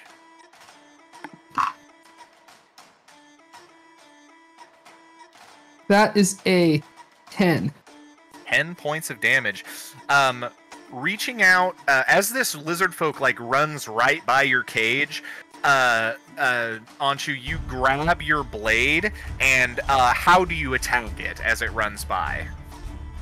He brings the blade up above his head because he's tiny, and he kind of swings his entire body around and just slashes at the legs of this dragon creature. And because I have the slasher feat, I think Ooh, its movement is now reduced by 10 feet. you are correct. Which means, based on where it was standing, it cannot proceed past you. It is right in front of your cage at this point. I will say, I'm going to, for your description on that, I'm going to make an athletics check on behalf of the lizard folk. It has to beat a 15, and if it doesn't, it falls prone as you attack its legs. So it does beat it. So you don't knock it prone, but you definitely stop it in its tracks, and it turns its face towards you and snarls. He just smacked that thing in the fucking ankles with a razor scooter. Gristle will lift his arms up above his head like a gladiator, just provoking the dragon creatures. Then it's the last lizard folk is the one that Wretch has run up to, and it is going to look down at this small drake, and it is going to make 2 attacks. One is going to be with the heavy club that it has in one of its hands, and the other is going to be with a shield that is kind of like a more of a buckler style, but it has some sort of a horn sticking right in the center of it. So it's going to attack Wretch with the club first. That's a 23 to hit. He rolled a natural 19. That is 5 points of bludgeoning damage against Wretch. Gotcha. And then it is going to then take the shield and take the spike on the shield and try to smack Wretch fully out of the way. That is a 14 to hit. That misses. That misses. So it tries to swing it out of the way. Wretch, after getting hit once, manages to skitter out of the way and continues snarling at this creature. That is the end of the lizard folks go. Timble Onchu, it is your turn. Okay, let me pull it up. Oh no, he's got reference. I need to pull the reference up. Give me 1 second, please. It's all There over we now. go. There we go. Pulled it up. Okay. Aren't you seeing as this is about to get incredibly contentious with all these lizard people, or dragon people, he will look around for the largest group of them, and can he make that? What is that? 1, 2. Yeah, he'll get up. He'll run right up to 6, just like charge, like wild bestial charge, like stomping his hand, slamming his fist on the ground, and he will enter a rage. Absolutely. The number 7 is going to take an attack of opportunity at you. That's okay. That's going to. It can only do the attack of opportunity with. Actually, I will. It has truly so many things it can attack you with, which is hilarious for a half CR creature. It is going to make an attack at you with a similar sort of spiked shield, so it just swings it out at you. A 22 to hit. Woo. Yeah, that one hits. And I will say that you did enter your rage, so this will be halved. It is piercing damage. So, yeah, he only did 3 piercing damage, so that's going to be brought down to 1 or 2. Sorry. Oh. So this. Yep. Nice. But yeah, you run right up to 6 and enter your rage. And then I will now roll my wild magic table. Yes, Oh you my will. fucking god, yes. So it is these two, correct? Yes, it is. They look like tops. Percent aisles. Beyblades. Beyblade, Okay. Beyblade, let it rip. Is that a 90 or a 60? Let's fight an epic battle. That is a 90. A 90. 90? Yeah, That was a I- 97. Yeah, give me 2 seconds. I do have the thing built set up. One. I got a goofy one. Not even like a fun goofy one. Okay. Give me just a second. There we go. Oh. Now. Oh, wait, no. No, you got a good one. Yeah, You guys I have a would read different this. table. I don't know what your table is. I'm using the 5e.tools table. All right. This is actually hilarious. As you run up, Anshu, right up to number 6, you enter your rage, and right in front of him, you disappear. You turn completely invisible. Okay, Fuck him up. Anshu just will like freeze in place. And can I slide underneath 6 and somehow surprise him from the back? Yeah, absolutely. Okay. You get up to this side.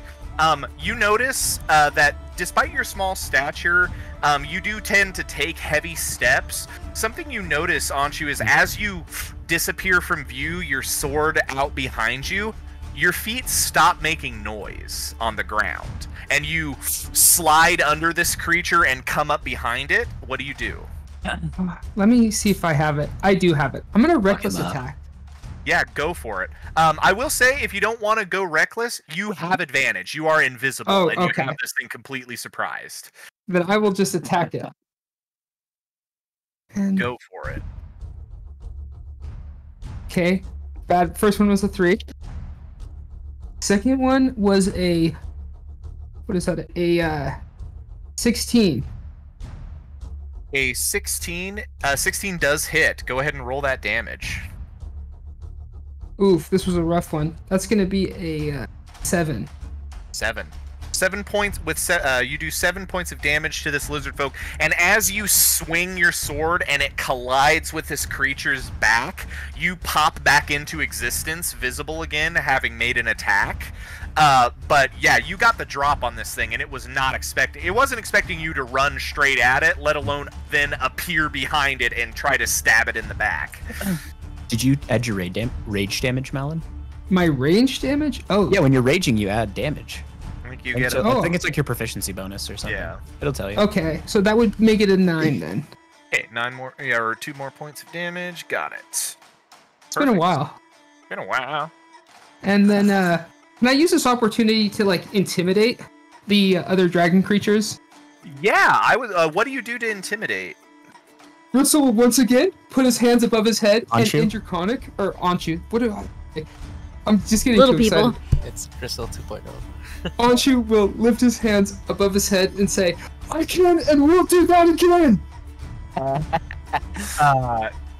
Roll a roll intimidation with advantage because you spoke it in Draconic, the only language these creatures understand. Okay, it was a 19 and a 1, and I think with my skill, that is a 21, a dirty 21. 21 intimidation. For these 3 lizard folk that are closest, I am going to roll just a general charisma saving throw for them. against a 21 DC. Truly, they must crit. No. No crit. No. These three lizard folk that are close to you are considered frightened of you in this moment. Okay. I think You'll have that's to see all it. I can do because I don't think I have any bonus action. Well, your bonus action was rage. Oh, it was rage, wasn't it? Rage. Fair enough. Then that's it. I've made my mark on this battle already. Wonderful. All right. At the end of Anshu's turn, Mill, a small red dragon creature ran at you, ran under your legs, and is now terrorizing a lizard creature that was sneaking up behind you. There's a couple of people up to kind of the northwest of you, and a cloaked figure on a roof just in front of you, and you hear shouting coming from the main street of a kind of small voice shouting out in a strange language. I am going to just turn and look at what's going on behind me.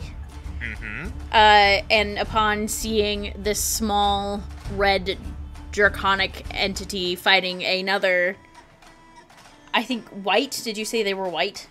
Yes, they have kind of not super pale, but like white skin.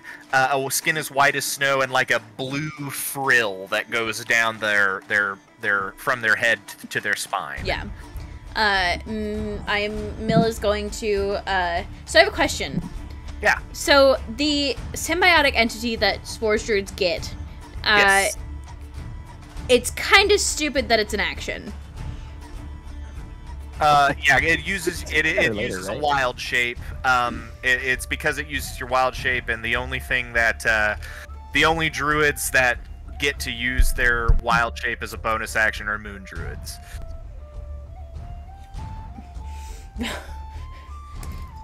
Fuck him up. We're level 3. Mill is going to very casually turn on his heel and feet in the mud, step towards where Wretch is. Uh-huh. And he's been walking as if he needs his staff to walk. And he tosses it into the air, grabs it out of the air, and swings it to crack against the head of the lizard. Yeah, absolutely. Go ahead and roll to hit. And I'm going to use a charge of my staff. Oh, go for it, yeah. You only have to use it if you hit, though.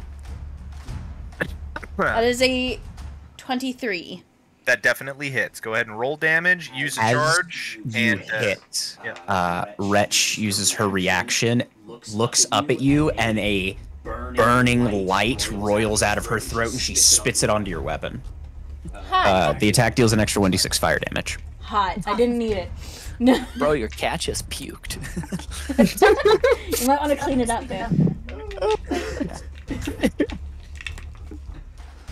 Acid reflux thing. And then a d6. Cool. I didn't Who said need Drakes this can't many get dice. heartburn? Not me. Oh. Pardon me.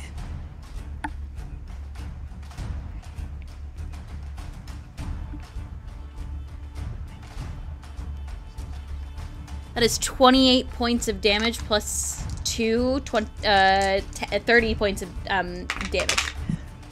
Hot 30 diggity damn. 30 total. Yeah.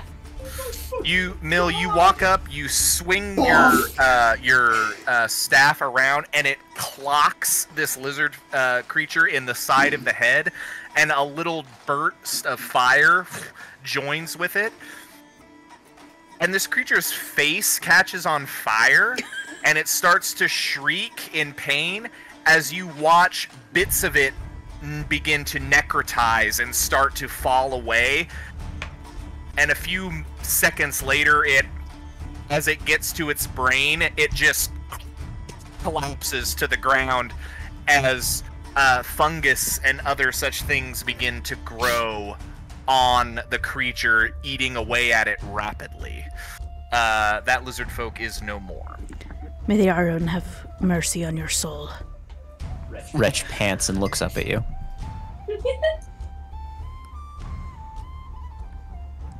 Good job, girl. Mill, is that the end of your turn? I am a druid. That's all I can do. Understood. That's going to bring us to Silvery. Silvery, you have just been assaulted by the sound of warning horns, and the person you're pretty sure you came here to find was just almost attacked by a lizard, but then destroyed it in one hit. So, other than that, you do hear sounds coming from the high street to the west of you.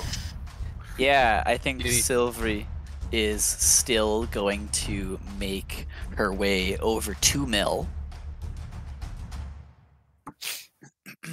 You hear, as you walk away, Silvery, what's wrong? Follow me. And I zoot over to. Actually, sorry, I would have said stay there.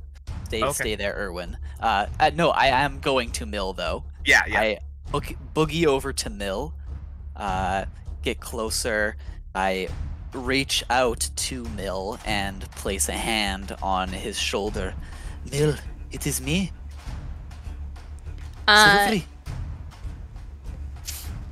It is okay, you are safe now. Sylvanus protects.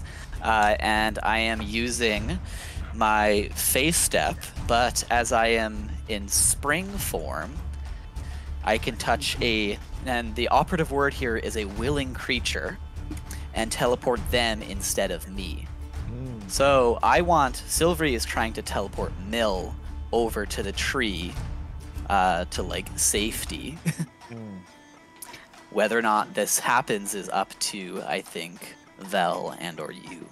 For sure. Kyle.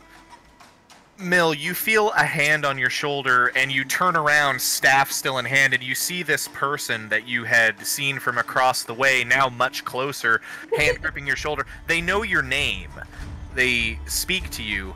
And again, there's that inkling of memory of something like a childhood companion lost to time that you can't remember as well. But she taps your shoulder and says, "It is all right. Sylvanus protects." You feel magic surge into you. Go ahead, Mill, and just make an Arcana check for me real quick.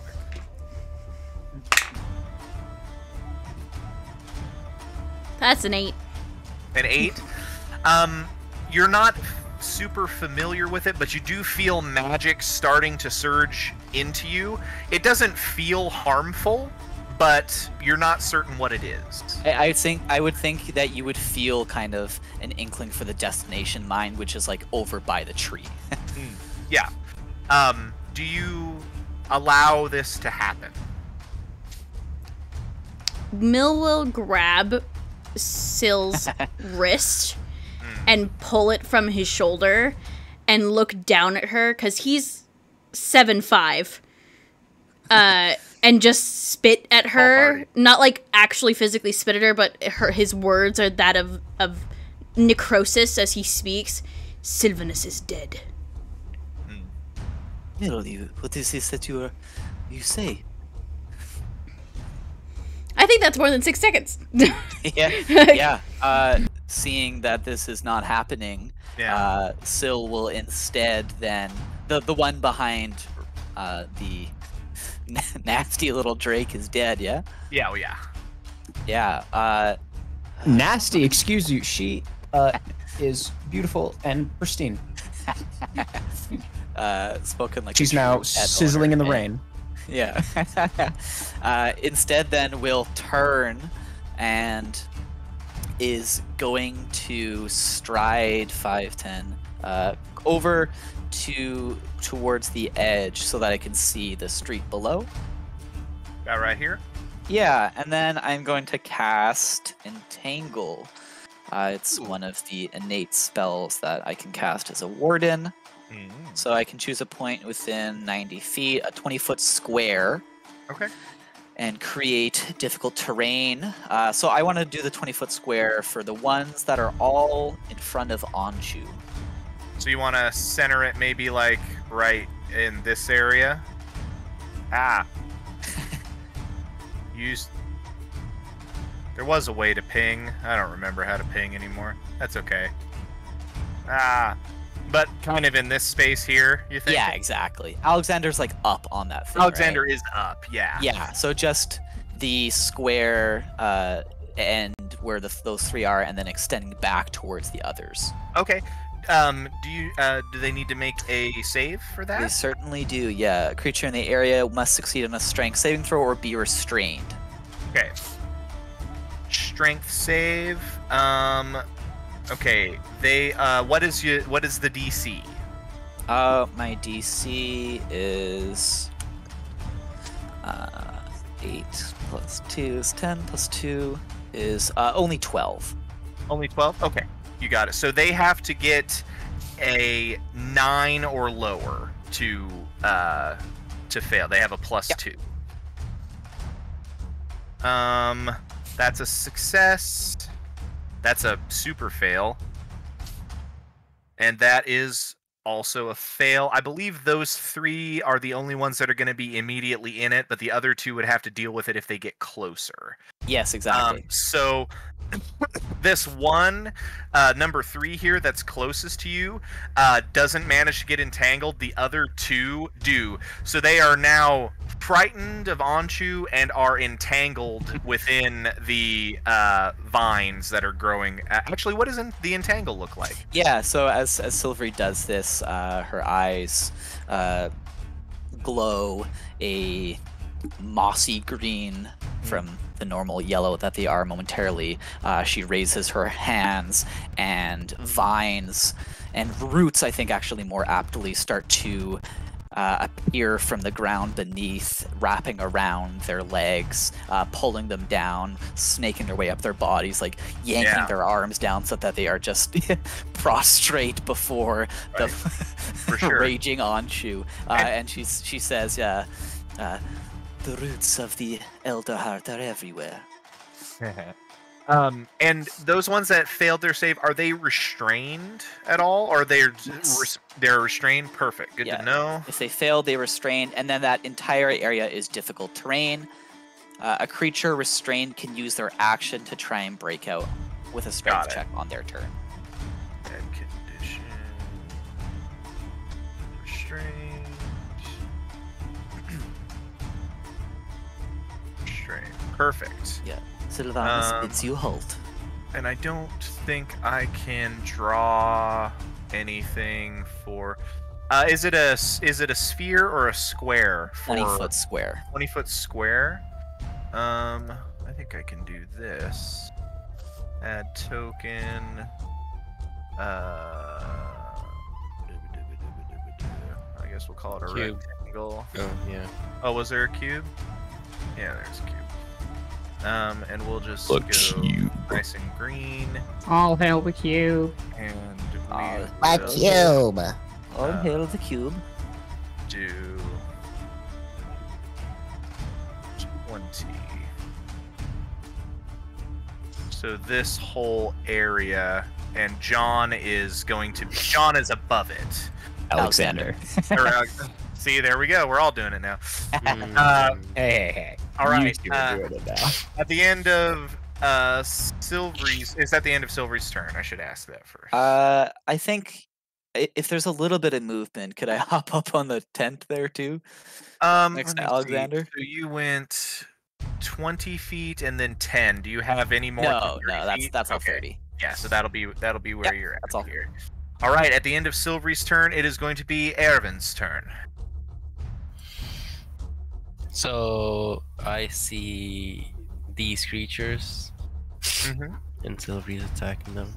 Yes, so from where you're at, Ervin, you're a little bit up, and this wall here, you can see over the top of it. Alexander could not from down below, but you're up high enough that you can see creatures down below, and now you see you have line of sight on Silvery, and you see her casting something out into this main street. Okay. I have which one I have line of sight of? You can see these two pretty easily right now. Silvery told me to stay here.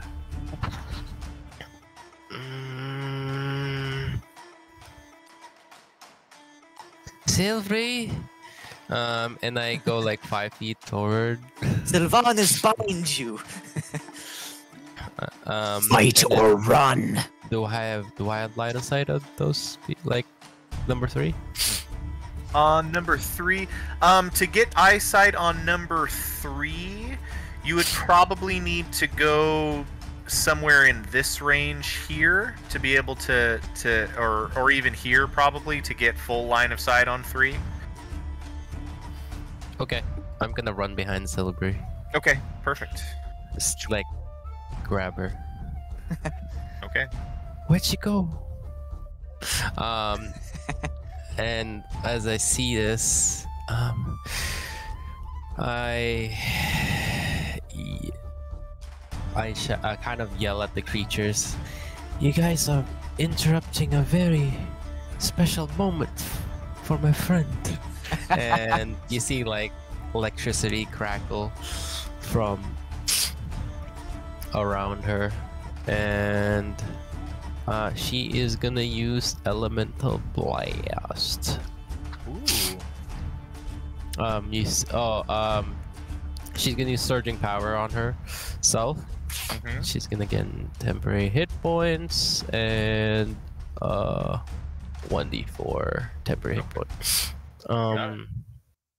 That's her bonus. And what was it? It was elemental blast. 30 feet. Yep. And that is yeah, let's make it overcharged. Go for it. I'm gonna roll a d20. D20. Advantage, right? This one is not restrained, so no. Okay, you do that's not. the only one I can see, right? Yeah, I mean you can probably see a little bit of 6 That's okay. through there. Yeah. I rolled a 19. Rolled a 19. A 19 definitely hits. Yeah, so 19 plus whatever. So yeah.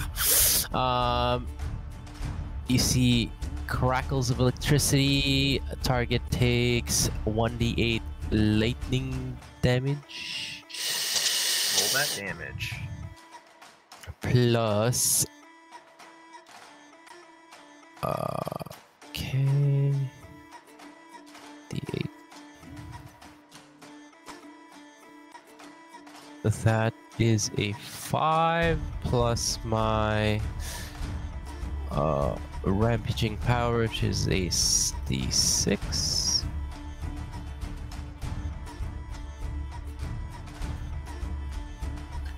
A 3 and a d4. A 1. So 5, 3, 1, 5, 6, 7, 8, 9 Right. damage plus double proficiency, which is Hell yeah. Should be 4. 4. Yeah. 4. Yeah, it's only 2 right 1 now. more points of damage. Yeah. 13. With just that, you walk up and you blast out this elemental barrage, and this lizard folk that has avoided this entanglement and is starting to like try to back away from something that you can't see out in the with a look of fear on its face. You hit it and it shocks it. This lizard folk looks rough after that hit. The electricity crackles through it, and you see it's smoking a little bit off of it after that. And since I can barely see the creature behind them, the creature behind them will take 3d4 lightning damage. Oh yeah, sure. Since that's the only one. Otherwise, I would spread it out. But I wish I could. spread the Oh, love. 7 lightning. 7 lightning damage. That one who is restrained and that Anshu had already hit is also looking really rough after that. Yep, that's my turn. Wonderful. At the end of Erwin's turn, all of you in this space hear sounds from above. As you see something or two things, large, scaly wings, landing amongst the shanties above, and pieces of wood and rope and large chunks of rock begin to fall down from above, causing major damage. Alexander, or anybody with proficiency in perception, go ahead and just make me a perception check. Proficiency. 22. 16. 22, 16, 16 as well. 16. The three of you both look up and see these draconic forms clinging into the side up here. And Alexander especially, you you take a deep breath in, and then, though it is still not a good situation, a small sigh of relief. These are not full dragons. These are wyverns. They are clinging into the sides up above and causing chaos far above you, farther than any of you can reach at this particular time. But Alexander, I will say, with that above 20 perception, one of them that you can see up to the kind of on the eastern wall is clinging to the side, and you see something large jump down from above with a hammer and flash into its head. That is, however, the end of this round of combat, and it's going to bring us back to the top and Alexander's turn. All right. Did I recognize perhaps the furred legs of the wielder of that hammer? Yes, you did. Your former traveling companion and now occasional drunken friend at the tavern, Pfeifferon Thalamore, has joined the fight far above you, and you know that he is the most dangerous wielder of a maul you have ever met in your life. Right, I don't need to worry about him. He's got those wyverns covered. How high above the road am I now? Right, probably only about 10 feet or so, 10 to 15 feet, I would say. Do you think if I back up to the edge of this tent with a running leap, I could aim for number 5 and, like, land behind him as I strike him? Yeah, I'd say you could. I'll ask you to make an athletics check because it's Absolutely. a jump. Totally fair. Well, I rolled very average, 13. A 13? With a 13, I'll say that you could make it here, which would be within you would be in difficult terrain, but you will not fall prone, so you'll just land here in this space. That's fine. How much movement would I have left? So let's see. You were up here, you moved a little bit, and then... So you've only used about 20 feet of movement at this point. Okay. Am I able to use the rest of my movement to exit this difficult terrain? Yeah. Say So I kind of land with a roll, maybe? Yeah, it would take the rest of your movement, but you could basically get to here. And as I come out of that, I'm just going to bring my sword up and thrust at this lizard folk in front of me. Yeah, go for it. Roll to hit. It is restrained. You have advantage. I needed it. Ooh, that's much better. 22. 22 does hit. A lot of 22 totals. And I deal 11 points of slashing damage. 11 points of slashing damage. Oh, actually, and as I do, I'm going to mark him with my letter the S. I will mark him as one of my favored foes. Okay. So we'll deal an extra D4, and I rolled max for another 4, so Another that's 4 points of damage. You got it. 15 total. Yeah, these 3 lizard folk are not having a good time. They are royally fucked up at this point. 2 of them are still restrained. Is that or anything else on your turn, Alexander? With my bonus action, I will call out a Draconic Wretch. Yep. And then for her turn, she's going to make... she has 40 feet of movement. She could probably make it over to number 3, right? She can get to... Yeah, she definitely can. Yeah. Scuttling under the legs of everyone else and just heading back towards her master. She ends up here. And she will use her action to bite that motherfucker. Absolutely. Yeah, bite that motherfucker. Roll that to hit. Well, I have to go to her stat block real quick. 3. Plus... does a 17 hit? Does hit, yep. Okay. And they take 4 plus 6 points of piercing damage. 6 points of piercing damage. Yeah, Wretch goes up and grabs this lizard folk by that just got massively shocked with elemental or with lightning damage, and now a drake is grabbed onto its leg, just biting into it. It's pretty fucked up. I believe seems to be kind of on its last legs. All right, is that Alexander and Wretch's turn? Actually, I forgot to roll with advantage. That one is not restrained. Oh, number 3 isn't? Never mind then. Ignore that. Perfect. I was gonna say, because I did just crit, but I don't have advantage. Fair enough. That's going to bring us to the lizard folks go. This lizard folk that was just royally just railed by a lot of things going number 3 is going to actually make a choice to see if it wants to even be involved in this right now. It does not. It is going to attempt to run away. Wretch does get an attack of opportunity. Yeah. Hook him up.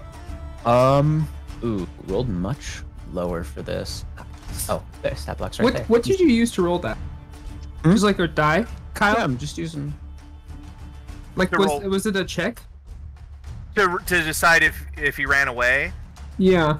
I based it purely on 50-50. I rolled a d4 and I did odds and evens. Thank you. Yep. Oh. Does a 14 hit? A 14 just misses. Fuck. Yeah. That being said, though it was not restrained, it is still in difficult terrain, and it can only make it to about here, trying to get through the tangle of vines and other such things that have sprouted through the ground. This one, the other 2 here are both going to make strength checks to attempt to break out of this entangle, and the DC is a 12. Yes. Okay. It's their action They have to do it. Use it. Because they are frightened? They are frightened. Perfect. Good to know. What the combo? That's a fail. And that one succeeds. So number 5 here, number 6 succeeds, number 5 fails. So, it was their action to do that, though, right? By the way, correct. So, no, I did get that wrong. Number 5 succeeds, number 6 fails. So number 6 is still stuck in place right by Anshu. Number 5 uses its action and is going to... it wants to get back to where it has allies, so it is going to lash out and attempt to attack Alexander. Although this one does not have a shield and a sword, it just has it has like a sharpened like javelin in one hand, but it actually just reaches out with like craning its lizard-like neck and is going to make 2 bites towards your shoulder. Wait, is it using its action to attack? Oh yeah, you're right. It can't do that. It can't. Yeah. Yeah. Then in that case, it's gonna fucking try to run. And it's take difficult terrain, yeah. yeah. So. So it can get to so it'll use. Let's see. It's I'll slap it in the ass. yeah. Go for it. It's going to basically crawl over this, which uses more of its movement, so it couldn't make it any farther than about there anyway. Go ahead and roll That is- that. A natural 1. Natural 1. Yeah, you missed that opportunity attack as it runs away. 6 is still stuck in place. Missed the opportunity. These two up here are going to this one's going to run through him and get to here. This one's going to run down here, and they are both going to take attacks at you, Alexander. They each get 2 melee attacks. One of them has a club, one of them has a javelin, and they both have shields. So, an 11 to hit, No. a 19 to hit. 19 does hit. 19 does hit. That's going to be 5 points of piercing damage from a javelin. And then the 2 bite attacks are coming at you. Third. 16. Misses. And Just barely. that one is going to hit. That's a 23 to hit. Oh yeah. Oh yeah. That's going to be another 6 points of piercing damage. Okay. As they swarm up behind you, trying to give their allies time to get away. That is the end of the lizard folks go. Anshu, there is a very vulnerable lizard folk right in front of you. It is restrained. You will have advantage on any attacks against it. I will attack it. Go for it.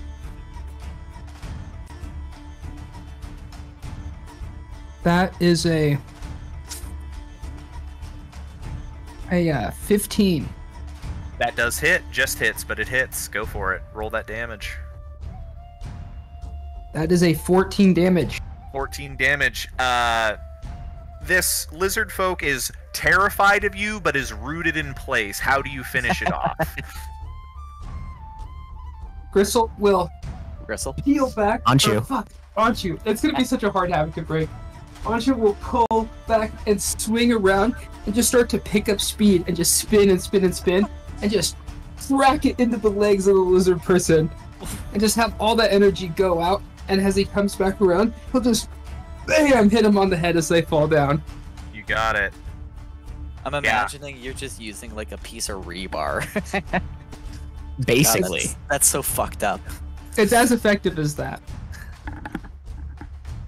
Yeah, that lizard folk is down. All right, Anshu. Anything else you'd like to do on your turn? Yeah. So I would like to use my item, and how long? I like to jump into the enemy lines, but just jump right over the growth. Really quick, I was gonna say I can drop concentration, no action required. So as soon as I see that no more creatures are restrained, I'll drop concentration. Okay. Well, I honestly I don't have a problem with it being there, because it keeps you guys safe. I think it looks like people are moving away, like the fight is pivoting, so Are they Silvery's retreating? dropping it. Yeah. Okay. Okay. Yep. So the entangle does start to go away. Anshu, where are you wanting to go? Just rushing their line again. I'd probably. Well, how far is that? I have 30. I'd probably go right there. Go right. Okay. Yeah. So that'd be you could be right behind. Get to right behind this cart, basically. Climb over the top of it, or basically under it even, and just get to this point. And what are you doing with your item? Oh, I was going to use it to jump over the spike growth, but since it is now gone, Fair I don't enough. need to use it. So, Yeah, so I will. Yeah, you rush up in here, and this one is still frightened of you, and now you're popped up in front of where it was going, so it will not be able to continue in that direction. He says in Draconic, I will follow you, and I will kill you. Absolutely. At the end of Anshu's turn. Yes. All right, Mill, it's your go. Mill is going to walk through Erwin and Silvery, Yep. and towards Wretch, Yep. and see the group of everyone over there, Mm-hmm. and just grip the staff with both hands, and his eyes go fully black. And I'm going to cast Erupting Earth, Ooh. Yeah. Hit me with it. Oh. and I'm going to center it on Anshu, Center it on Anshu. so that it hits everybody. Probably from this side, you don't even know Anshu's there. So, yeah, you can definitely center it. Is it a what is the size of the? It's 120 feet from me, and it's a 20 by 20 cube. 20 by 20. Oh, just bring back the cube.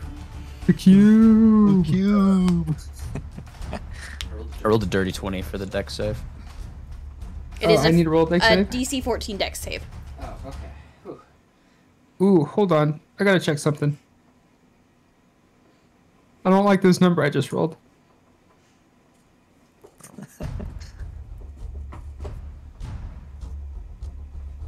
I get to use the All right. funny die for this one. Okay, I get a danger sense it. Ooh, natural 20. There you go. That's a fail. These guys are not very dexterous. That is a fail. That's Just- a nat 20, so that one succeeds.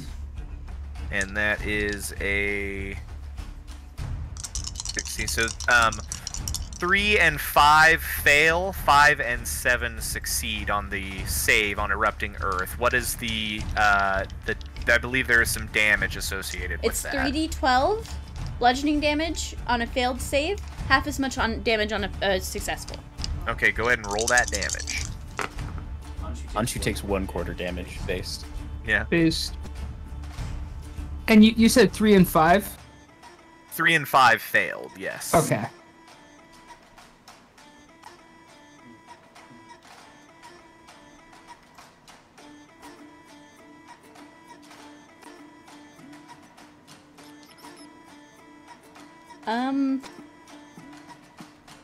That's 32 points of damage.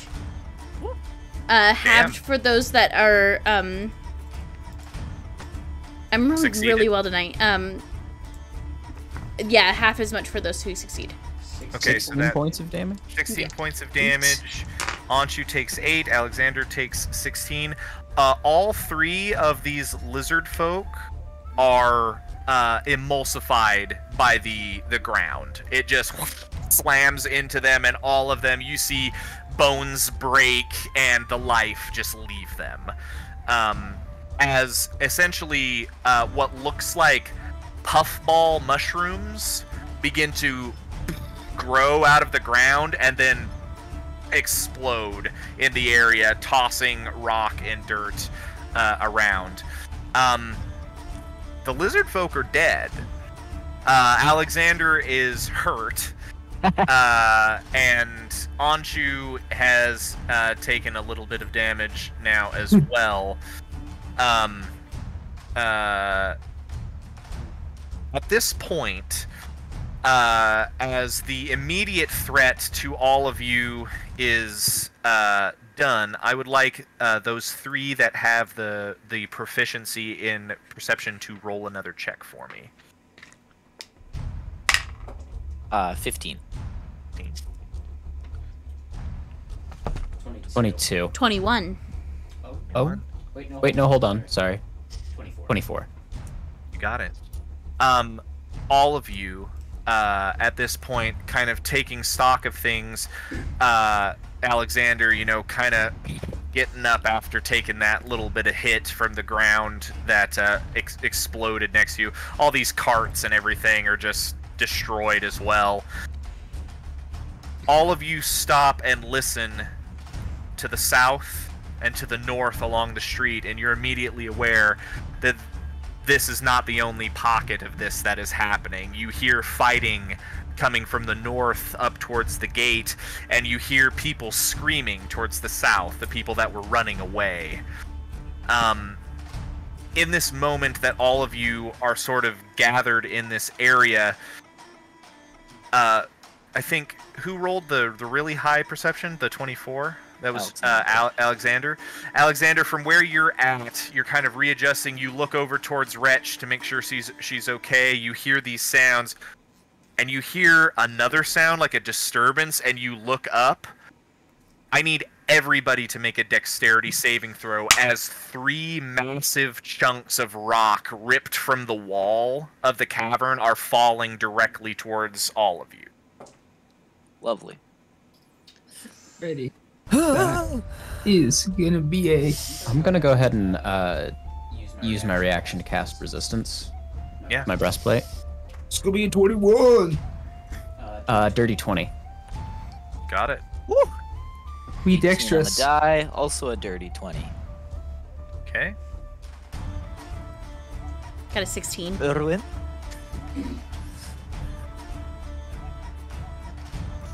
12.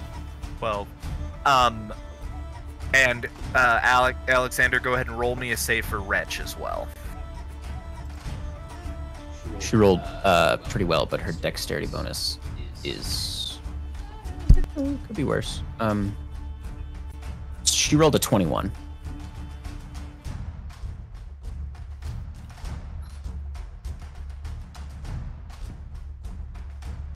Anybody who fail, your DC for that save was a 15. Anyone who failed, you're going to take 32 points of bludgeoning damage. Anyone who succeeds takes 16. And John Alexander, yours will be taken down as well by another. Yours will be taken down to 6, I believe, because you cast to resist. Resistance just lets me roll a d4. And bump my yeah. Oh, fair enough. unconscious. Down Oh, to got it. 5 And Anshu, you're raging, so yours is halved to 6 as well. And then I also have some shenanigans to do real quick here. Okay. Is it 16 I've for got those who that- succeeded? Yes. 16 for those who succeeded. Yes. Yeah. Wretch is also the fire bursts away, and an unconscious albino draconic form. Got it. Wait, how much damage for those that failed? 32. I'm down. Really quickly, I might be able to get you up a little bit. I have a protective interdiction that an ally creature within range of my within 5 feet of me, which I think is Erwin, right? I will reduce the damage you take by double my Mystic Bulwark, which is 2, so by 4. Does that keep you up, Erwin? 4? Nope, not at Shit. all. All right, well, it was worth a trot. And then I'm also going to expend an endurance die and reduce the damage I My take max HP is 20. by 10. Got it. So I take 6. You got it. Erwin is down. Wretch is down. Alexander is down. Anshu, where are you at? I'm at 2 points of You're health. at 2 HP. Mill, where are you at? I'm at 14. You're at 14. Damn. These giant boulders come crashing down into the street, and for several of you, the world goes dark.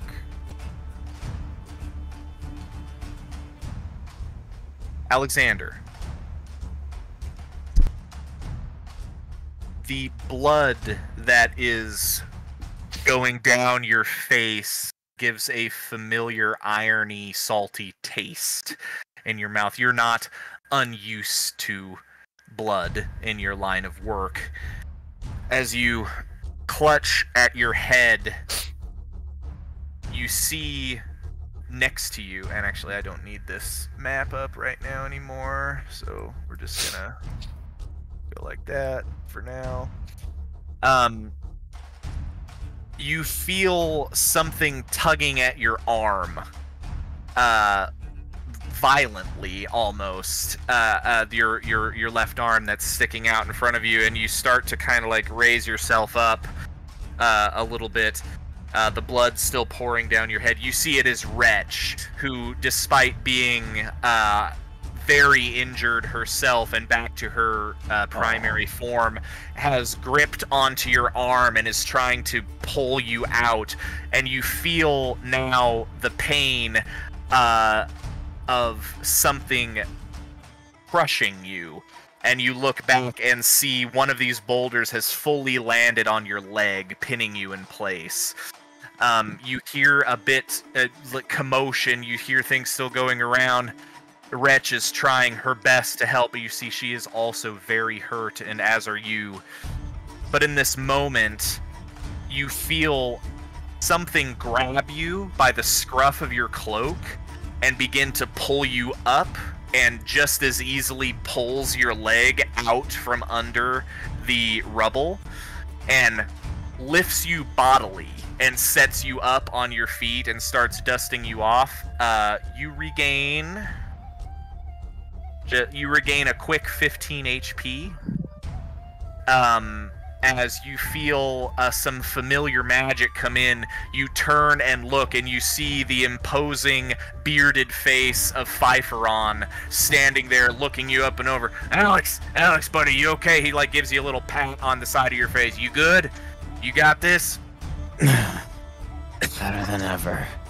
Right. Okay. Shit. And you see his maul is at his side, and it is covered in blood, as is his face, as is his chest and armor. It just looking at you, like with almost excitement in his face. But he says, "This was not what I had in mind for today. Right.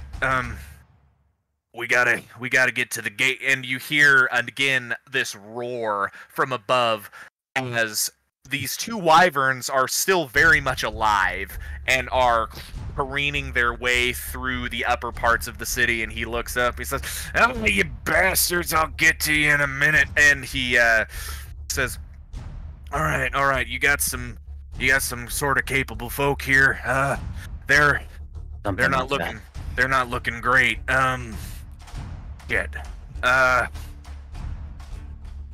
Get to the gatehouse, and we'll see what we can. And you hear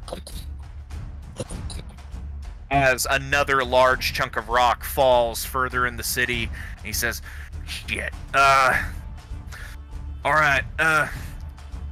Get your companions back up." And you see he pulls out a little, like a little satchel and just tosses it to you. And you open it up, and there are several red vials within, healing potions. And he says, "Get your allies back up and then meet me at the gate. We gotta fucking stop these things before they tear it all down and let in a horde of these things. There's like 300 of them on the other side of the wall. And they said some of them came from the south, too." Fuck. Yeah, that's what I said. How many potions are there in the satchel? There are 4 greater healing potions. 4 greater healing potions. 1 goes to Anshu. I hope you're comfortable killing dragonkin, I will say in Gnomish. I'm going to give 1 to Erwin. Well, Erwin's down, right? Yeah. It was like passed Yeah. So we're Yeah. gonna, notice that, run up the hill, administer it. Yeah. How are you doing, Silvery? Oh, I'm at 32 out of 38. I'm good. I'm going to drink one of them myself. Got it. What's a And greater heal for? the greater 44? healing, Grayling is 4d4 plus 4. 4 plus 4.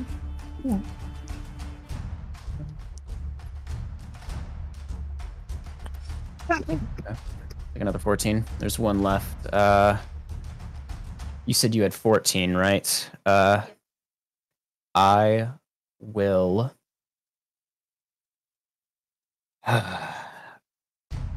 I'll hand the satchel to you with the last one in it, and then reach up and grab you by your ear and hoist you down. Watch your aim. And throw you back against the wall. And we're moving to the gatehouse or running south. Pick one. Sorry, really, if you're doing that, I am grabbing onto your shoulders. You should watch where you place your hands, friend. And you should be thankful I deemed your friend savable. Now get your fucking hands off me. And run or head north. And I'm going to do my job. Understood. One of those greater healing potions was given to Erwin, correct? Yeah, I rolled for myself as well, so take 14. That's what I rolled for me. Erwin, you have 14. You're brought back to consciousness with 14 HP. Erwin, how are you? Can you hear me? Erwin, say something. Silvery, I told you to stay by the tree. what happened? There was falling debris, it looks like. You're okay now, though. Help you up. Are you alright? I am alright. Did you find your friend? I just look over at Mill. What's Mill doing? Mill is pulling his cloak back on and heading south. Understood. I think I did. And Though then it did not Aaron. go as I thought it would. What are the rest that's of you good. doing? Who's heading north? Who's heading south? I am still gonna follow wherever Mill's going. Helping Erwin.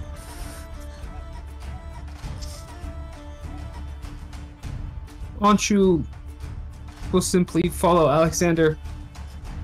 You got it. He just uncorks the potion and just poured it into the eye socket of his mask. And it actually, I rolled super fat and healed back up to full. Proud of you. Fuck yeah. Mill, Silvery, and Erwin head south. Anshu and Alexander head north towards the gate. Alexander, making your way through the streets, your sense of perception allows you to know that you do have at least one person following you. The small gnome that you had let out of the cage with the sword at his side and the mask is running nakedly through the street behind, trying to keep up, and doing a pretty good job of keeping up. Perhaps there is some true spirit in this one after all. As we're walking, I will expend a first level spell slot, and that glowing hand comes back out, only this time it's a roiling, crackling blue, and he sets it atop Wretch. Sorry, girl. I need a bit more from you. And this time a horn grows out of the front of her snout, and blue electricity roils from her mouth, and her scales take on a blue hue. Absolutely. Jesus. The three of you, Alexander, Wretch, and Anshu, proceed north until, Alexander, you see ahead of you the large winged form of one of the wyverns come crawling through the shanties down into the bottom. You see ahead of you Pfeifferon like guiding some people around a corner, and look up and see this thing bear down onto him as he takes a swipe with his maul, clocking it in its jaw and diverting it into a separate building.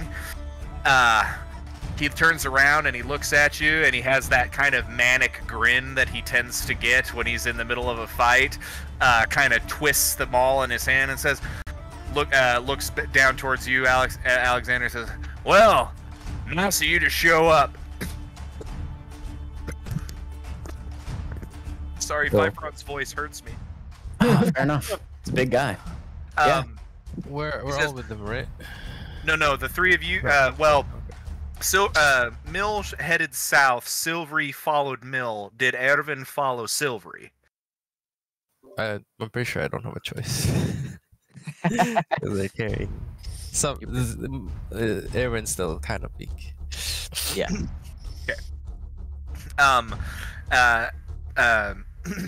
Pfeifferon looks around at you, Alexander, and says, "Nice of you to show up just in time for one of the wings to like reach back and smash him into the stone wall. Just, you see him fully unconscious, just slam into the ground next to it. This is a large, imposing creature in a small space, and it is destroying things as quickly as it can." Does it appear to be a wild one, or does it have like stirrups or like a saddle or anything on it? Make a perception check.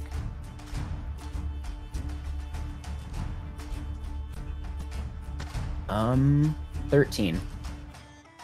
No stirrups, no saddle.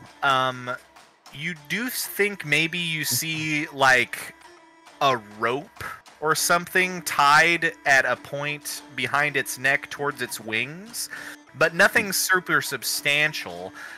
It is a not unusually for up here, but it is a pure white wyvern with like kind of almost glowing blue eyes. It easily could be confused for a white dragon, but the wing shape and the stinger on the tail are a dead giveaway. In this moment, as you're making these observations, you watch as this stinger tail swings down towards Pfeifferon. What are you doing? I am going to sprint forward as fast as I can and try to sever that thing's tail, I think. Absolutely. I'm going to just have you roll initiative against this wyvern. Am I going to have to do that as well because I'm following him? This is more to see if he gets there in time. At this Okay. point, it's not a real initiative at this point. Say dirty 20. You absolutely beat its initiative. You get up there. Go ahead and make a slice at the stinger on this tail.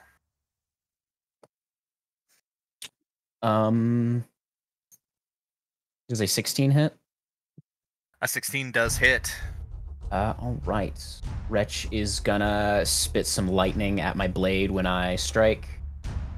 That's 12 points of slashing damage and 5 points of lightning damage. Got it. You swing up with your short sword. You do not sever the tail, but you do divert it, and it slams into the ground. You do quite a bit of damage onto it, though, and you do see the blood start to kind of pour out, and some of it flicks onto your face, and it is not acidic, but you do feel a little bit of a burn on your face from it in this cold weather. The wyvern's tail has been diverted. It snarls at you and goes to take a bite towards you. There is a flurry of movement as a large arm fully shoves you out of the way as Pfeifferon on the ground, like, recognizing you has saved him, not unconscious, just very hurt, shoves you out of the way so as to not get bitten, and you watch as this draconic head just bites the arm straight off of Pfeifferon right in front of you. You see, he grabs it and he says, "Alex, you gotta get out of here. We can't do anything if it's down." He hoists himself up on his maul, and you see he looks around and he finds a small alleyway. At this point, the wyvern is between the two of you. And Pfeifferon looks around, just shouts at you, The two of us aren't going to be able to do this alone. Get somewhere else. We got to regroup. And he is going to turn and divert and run, not towards the gate, but just down a small side street, attempting to get away, clutching at the stump of his arm.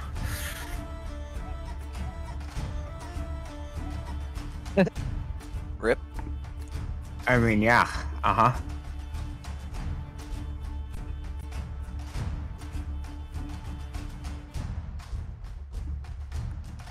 Yeah, realistically, I don't think I can. I can't kill a wyvern with Anchu. I think that's fair. What if we roll lucky? What if you just start critting? What if I get the 3rd level fireball one? Yeah, so I will. Yeah, I'll run away. I'll disengage if I need to, and I'll just, Yeah. Yeah. You disengage. You start heading with Wretch back towards Anshu, out of the way, as this wyvern is, for the moment, taking its time to eat the arm that it has ripped off of Pfeifferon, taking its notice away from you, but only briefly. Anshu, you have kind of run up behind and seen all of this that just happened, and now you see Alexander kind of diverting and heading back the way you had just come. Anshu will just look and just kind of feel it out, and then immediately just turn around and start running in the same direction as Alexander. Fair enough. The three of you divert away. Alexander, you lose. You manage to keep sight of Pfeifferon making his way through, but there are more lizard folk now, and after a moment, you lose sight of your ally. The three of you begin to head to try to head to a place where, Alex, you might know of a way to, or a place to regroup. The other three, Mill, you are heading south, straight south. Yep. As you proceed southward, you see on the high street ahead of you, you see more of these lizard folk just tearing into the bodies of some of these charlatans and other folk that were trying to get out of the last bastion. They are clogging the city, or they are clogging the streets down here. Is there any alleyways that I can see? Make a perception check.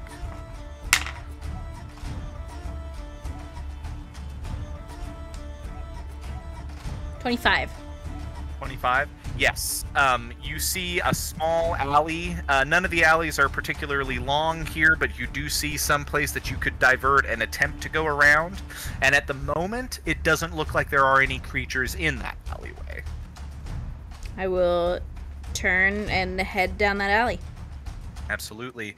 Silvery and Erwin, you are not far behind, and you watch as Mill stands in the center of the street, sees some chaos down in front of her, and in front of him, and just diverts down a side street. I follow. Understood. Once in the alleyway, out of the kind of the chaos of the high street, Silvery, it is not difficult to catch up to Mill. You running up behind him, Erwin not far behind. Mill, where are we going? Mill, stop. I'm getting out of the city. Question, as someone who just came in to get out, we need to go up, right? So you can go straight south to get into the foothills and then into the forest. The path that you guys were on was kind of started elsewhere further down the mountains, and it was, or further, like kind of further west on the mountains, and it was more so a way to avoid having to travel some of the more dangerous parts of the wilderness, the forest part of the wilderness. Okay, another question. Chaos in the streets, very clearly. Yes. And you have said before there are tons of, like, rope bridges and shit Yes. above us. Was there as much chaos up in the air? Make Because a there was perception- those wyverns further back, Yeah, but go ahead. where we are. Yeah, make a perception check for me. That is a 16 plus 4, dirty 20. Dirty 20. There are like every once in a while you definitely see people like full people just falling from Yeah. up high. But looking up, it looks like there definitely are not as many lizard folk up top. It looks like the wyverns were the primary issue up towards the top, and they are a bit further back at this time, or further north, I should say. Okay. Bill, you may have lost your faith in Sylvanus, but do you remember me? Your face makes me think of times I don't want to remember. What happened to you was not right. It is true. The Elder Heart will always protect you, as will I.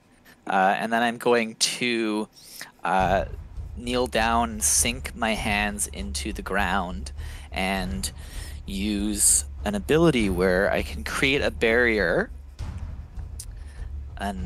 It's an elemental barrier forming out of nearby materials. Because I'm an Elder Heart, I do not require nearby natural materials, and I can instead create a tree that is up to 20 feet tall. Damn.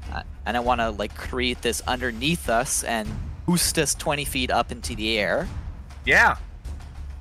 That would definitely get you to a rope bridge. Very Excellent. cool. Yeah, I do that. Mill and Ervin, both of Yeah. you just feel suddenly a tree begin to form underneath you and push you up into the air into such a place where all three of you can essentially just step off onto a platform bridge that hangs above the street here. Sweet. A- Yeah, yeah. let us go. Yeah, as the three of you are up and able to kind of step off here, I will say that Alexander, Anshu, and Wretch, the three of you definitely see a full tree just grow from a side street as you're heading south. What do you do? Just run in its direction. Okay, That's where stuff's happening. Where Anshu's Sure. gonna be. you got it.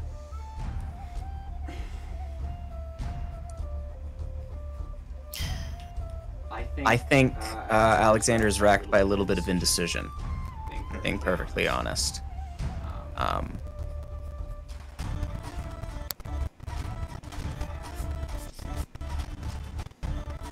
I think he ultimately decides that. I guess I need. You know, what, I need to roll for this. I think. Go for it. Alexander is more concerned with finding where Pfeifferon is. I think. Understood. And he said to regroup at the guardhouse, and then we regrouped at the guardhouse, and a wyvern bit his arm off. Where else would we have regrouped? Probably Probably the bar we fur- frequent. Probably either at a bar that you Tavern. frequent, or if need be, further south to where it opens up enough that you could actually fight a wyvern with some form of strategy and not just have it be everywhere you're trying to get, like filling the space that you're trying to fight in. But a place where the militia would meet up would probably be a tavern, yes. Okay. If the tavern is on the way, I will stop by it. Otherwise, I'm just heading south. You're just heading south? Okay. Yeah. Yes, the tavern, there will be a tavern on the way. It's going to take you a little bit. It's a little bit further. It's one of the quote-unquote nicer ones in town, which really just means it's where the militia hangs out. So it serves kind of the better booze. You're heading that way. You see Anshu divert. Anshu, I'm going to say you make your way over there and just start climbing up this tree. following these other folk. The Mill, Silvery, and Ervin, you're up on this rope bridge, kind of looking for a way to progress. And all of you, at the same time, hear a sound from the south. And your attention is immediately diverted in that direction. As far out as you can see, a shape flies through the sky in front of the entrance of the cavern, and you just see ice and wind.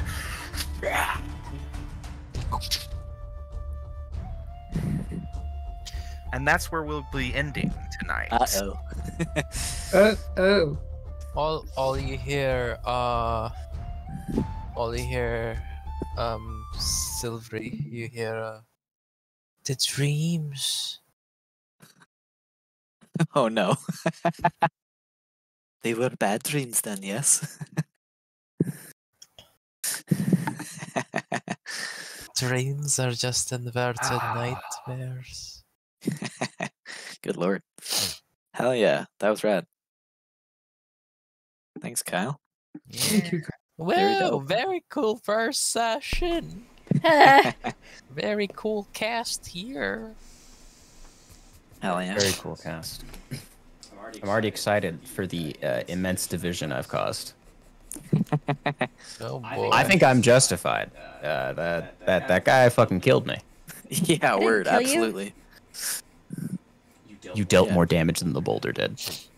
I didn't kill you. The got- boulder killed you. Killed you. You got fucked up. Mill be like friendly fire engaged. Truly, friendly fire session 1. I We're think. Not I friends feel- yet. Yeah, exactly. You don't no fall reason under. to keep you alive. Your dragon, on the other hand, she's pretty cool. Anshu is friend, not food. It's Anshu? Anshu. Anshu. Onchu. Well, none of you guys Anshu, changed your Flame, name and for it, so how would we know? I forget. That's true. That's Anshu. okay. Himble Anshu. Symbol Anshu. Irvin, Alexander, and Mill. Sweet. And Wretch. What a little And group. Wretch. Like at the end. And Reg. Hell yeah. She ain't always gonna be little. They grew up so fast. I truly do. Hell yeah. That was a lot of fun, Kyle. Thanks a lot. No Can't wait for the problem. next I've chapter in 4 weeks. I've put a lot of work into it, so thank you. Yeah, I can was sick. tell it's really showing. I think Jacob and Valerie will definitely tell you that, being that they are in another campaign in this same world that is literally taking place about a month and a half from now, where you guys are at. There's a very distinct tonal shift between those two campaigns. Very distinct. Very distinct. Yeah, nobody got their arm bitten off in the first session of the other campaign. So Yo, We're Pfeifferon. I'm here for fun. Ovalon's gonna find his brother and just be like, "Yo, where'd your arm go?" nah, he's a champion of somebody. He'll get a new one. He's got, how much time did you say? 6.5 months, Kyle, or 3.5? No, 3.5, right? Yeah, a couple You guys are you guys are Month and a right at so Gods and Dragons is just a few weeks after the beginning of spring. Gods and Giants is almost at the you've got just a few weeks until the beginning of summer. Yeah, we're So- like 2 weeks out from Bieltna. Yeah, so you guys are about maybe a month and a half ish apart in terms of Interesting. timeline. For now. Which one